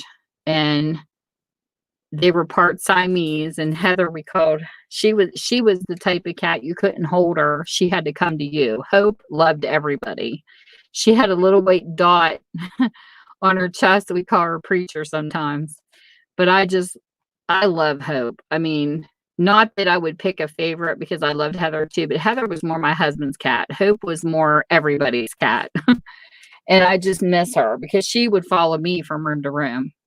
And it was weird not having her around anymore. And I hate making the decision to put an animal down. I'd rather that they just die of natural causes on their own. But we had to make the choice for these two. And it was horrible because I'm the type that I feel I don't want them to suffer, but I didn't give them life. So who am I to take it away? You know what I mean? Like, I kind of feel like a murderer because I had to put him down. I don't like that feeling.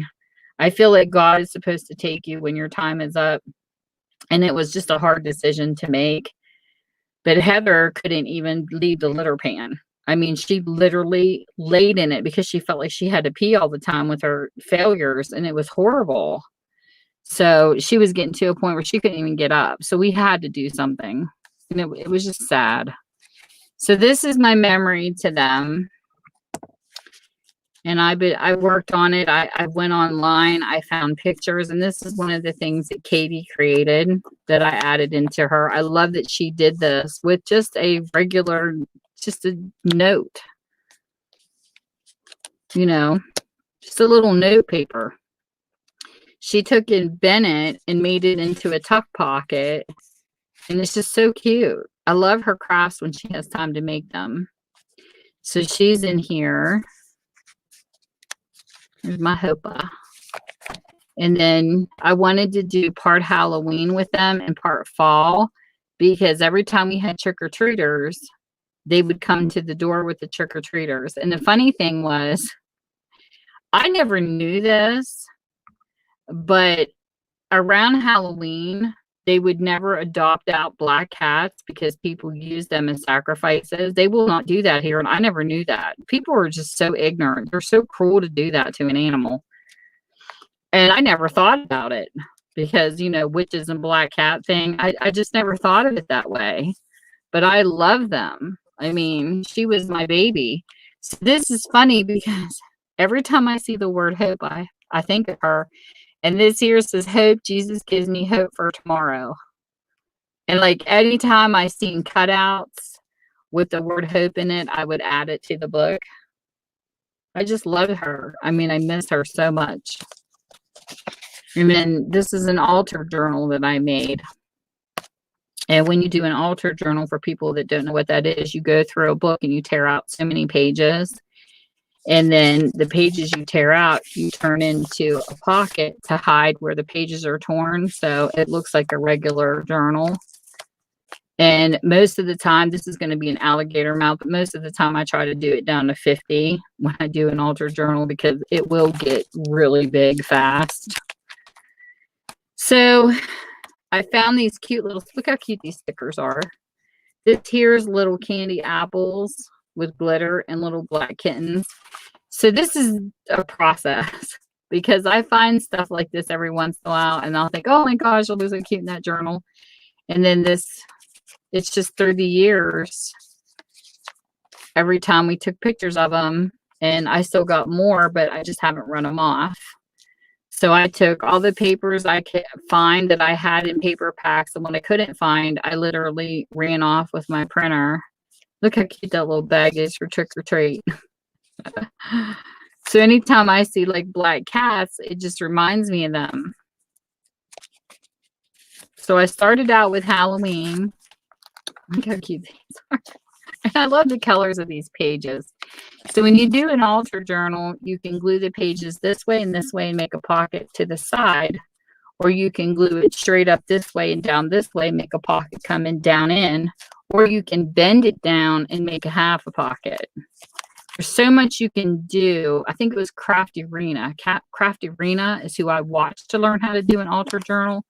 And I love it. Hers turns out much better than mine, but it's still fun because you pick a book that's falling apart like this one was. You can see on the spine where this is like dry rotted. But what I decided to do is just cover the pages with coffee dyed paper or whatever I had to make it look fallish and Halloween. And then here's the page. I love her. Look at her. I mean, she just posed for that. That's what somebody said. We put a hanky around her neck and she just posed for that picture. She looks like a little bandit kitty. And then I fussy cutted this little magazine spider that I found. And then I found these little cards on eBay. These are little vintage Halloween cards that somebody turned into tags. So I bought those when I found them on eBay and used them for a little tuck pocket. And then somebody sent me this little card in a Happy Mail, which I thought was cute for like a Halloween look. So this has taken a while. It took a lot of printing and a lot of time. And then I went to the Dollar Tree and I actually found this really pretty. Look how cute that is. It's just ribbon. And it's got black kittens all over it. Like it's just so stinking cute. I don't know if you can see it or not. I'm getting really pixely for some reason. But this ribbon has black kittens clear across it. So that was perfect. And it always jumps out at me. It's so weird. Okay, this is a page that's bent back. So I bent this page back and then I laced it here and I put some birds here. So this is another tuck pocket. So if you want to store something in this altar journal, you can. This was another one of Katie's. Look how cute this is. These are note cards that you just buy from the Dollar Tree or wherever you can get the bigger size note cards. And all she did was fold it. And she put book corners and a little old skeleton key that's probably, you can get these charms online. And then a button. Look how cute she dressed that up. Little potion bottle. And you can put a tuck there. Like there's the front and the back. So this was a lot of fun to make. And then I would go through magazine ads around Halloween. And I would find these cute little pictures. These are all in magazines. Like this was a t-shirt. And I just cut the picture out that's on the t-shirt in the ad. And it's a cat. So eventually it turned into this. And then here's two more of those with a little card that I found on eBay. And I found this cute paper with little kitties on it. And then this here was, this was fabric. I think somebody sent me for Halloween. So I used it for a side pocket. And then I put sayings in here like, I want candy and happy Halloween, trick or treat. Look at this pose. Thank you. Look at that pose. Tell me that Hope is not posing for that picture. And this picture is so funny to me because we had a staircase in the first house that we had her in, which we don't have that here now, like a staircase upstairs. She would literally lay like this on one of the top steps, right where you could see through the railing, and she would be looking at you upside down. So ornery. She would look at you upside down and just watch, and all you'd see is her little eyes glowing, watching where you were going. She was so ornery. And then here's two more of those and another little card. And this actually was at Bradford Exchange. This is an advertisement, The Nightmare Before Christmas. I just thought it looked good in there, so I stuck it in there. And then here's one of Heather and Hope together. And then here, I bought this fabric off of Katie in her live sale, and then she had mesh. So I put the fabric down first, and I glued the mesh over top of it and turned it into a pocket. And there's like a kitten on the fabric. And then over here is a couple more cards. And this says Crafter Square. I think I got that off of a tag. It's amazing when you look at the little things, what you find. So these pages go blank, and then it goes into fall. So it goes from Halloween and then into a fall look. And this is what I have yet to decorate with their pictures when my printer's up. And this was an advertisement, the cat laying on a bookshelf. So I stuck that in there, and welcome fall. And what was funny, I've read this before. This was an actual poem in this book. So when I find something like that and it resonates with what I'm doing, I leave it there. And the name of this is called The Child from the Sea, is the name of the book itself. So this is what it says. And this is why I left it. It's so weird because I just covered it and left the poem in an actual book show. And it says, sweetest love, I do not go for weariness of thee, nor in hope. Tell me that's not strange that hope is even in this, that word. The world can show a fitter love for me, but since that I at last must part, 'tis best. Thus to use myself in jest by feigned deaths to die. And the next page it says, yesternight the sun went hence, and yet is here today. He hath no desire nor sense, nor hath so short a way. Then fear not me, but believe that I shall make speedier journey, since I take more wings and spur than he. When thou sighest not wind, but sighest my soul away.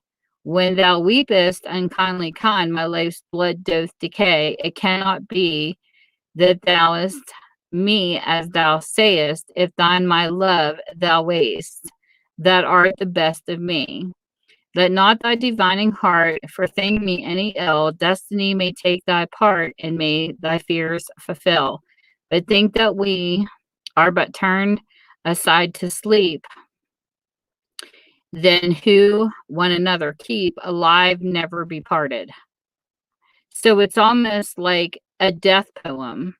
You know what I mean? Like someone, and it just was perfect for this journal, so I left it. And then I made a pocket, or that's not a pocket, that's just a picture. So I have a picture there, and then I have harvest. But it's just like this book was perfect for what I was doing.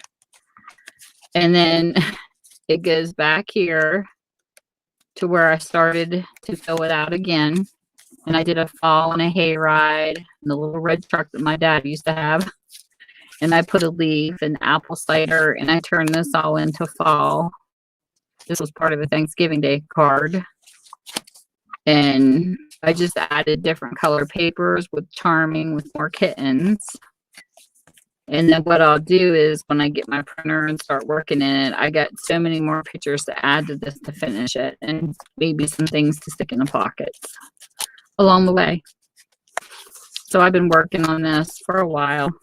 I won't be done with it for a while. And then at the end, it says, a bewitching autumn, stop in for a spell. And there's another picture of a little black kitty. And then Boo over here. And that's my memory from my baby. And I showed a picture on here that my husband took right after they passed away. And it probably will not show up here, because you know how phones do that. He said it was just so weird because he was thinking about Heather and how much he missed them, because she always cuddled under his blankets with her. And he looked up to the sky and he says, I saw this weird shape in it, and he snapped it and then he pulled it closer, and it was amazing what turned out. It was just so crazy. He said it was just like something was pulling me to look up. My husband never talks about stuff like that. And he did. I don't know if I still have that on my phone. And I blew it up and I showed it in here one week, and it was just crazy because it looks like a cat up in the sky. It's the weirdest thing how things like that happen. And he said it was almost like he was meant to see the picture because it put him at peace that they were more in a better place. Like, we made the right choice. Here it is. Look how cool this is. I don't know if it'll show up. Look at this.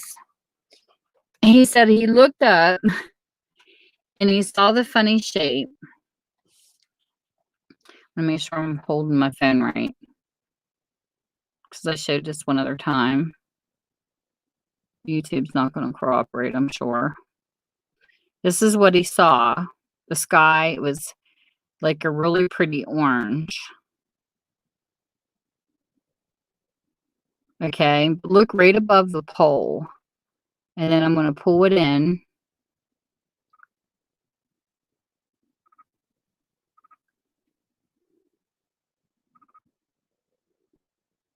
Tell me if you can see it.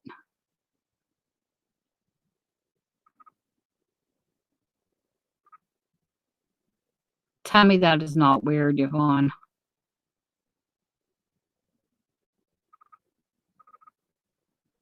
This was literally in the sky. And whoever else is in here watching. He says, I swear, he says, I about died when I saw that, because it's just like the cats are looking at us. That's what he saw. It's got the head, the body, the legs, and the tail. Is that like not the weirdest thing? No, this is not photoshopped. This was literally outside my house. And it was just like so weird.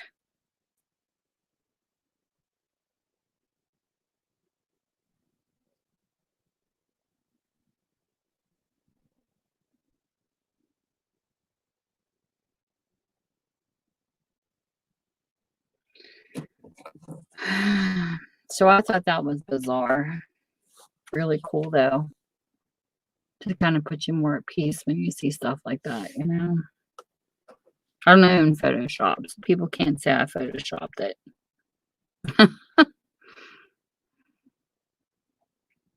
I've never owned Photoshop. I have Paint Shop Pro, but I wouldn't even begin to know how to do something like that.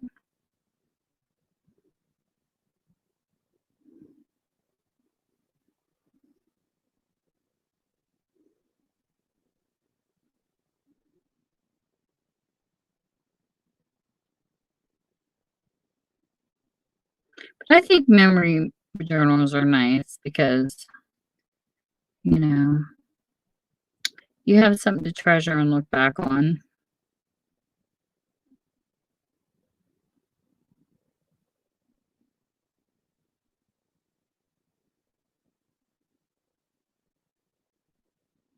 Oh, there was something else too. I don't know if I still have that on here. I might have blown it up and taken it off.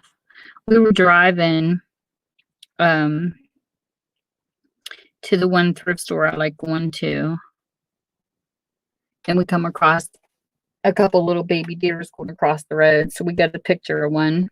But this is my baby now. This is my Ronies.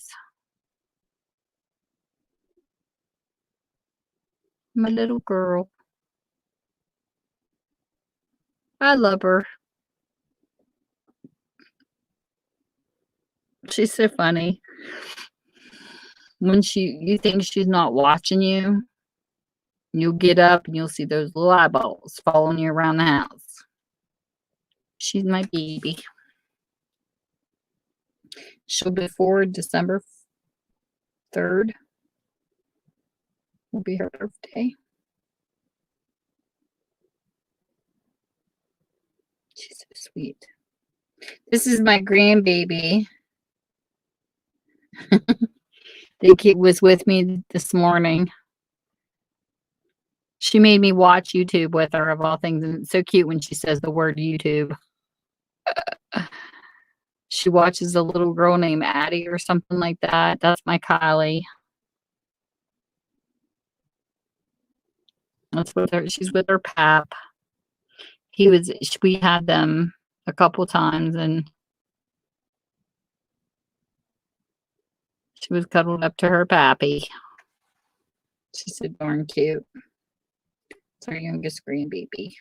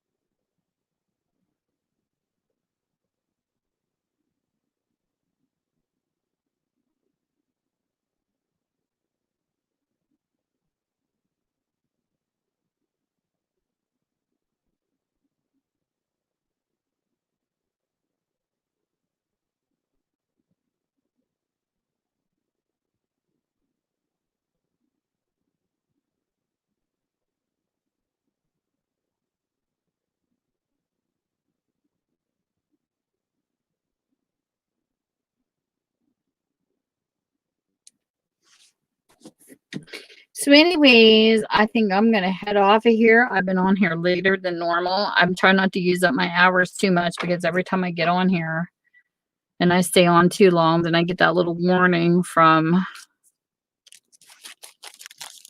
StreamYard. You're 2 hours over your limit. So I'm going to cut off now, because I need to have my hours for my live sales. So with that, I hope whatever time zone you're in, you're having a good one. Thank you, Yvonne. Thank you so much for coming in. I thank everybody who came in tonight to visit, because you all rock. And I will continue doing the YouTube personality appreciation, because I think it's fun. So with that, have a good one. And stay safe. Bye.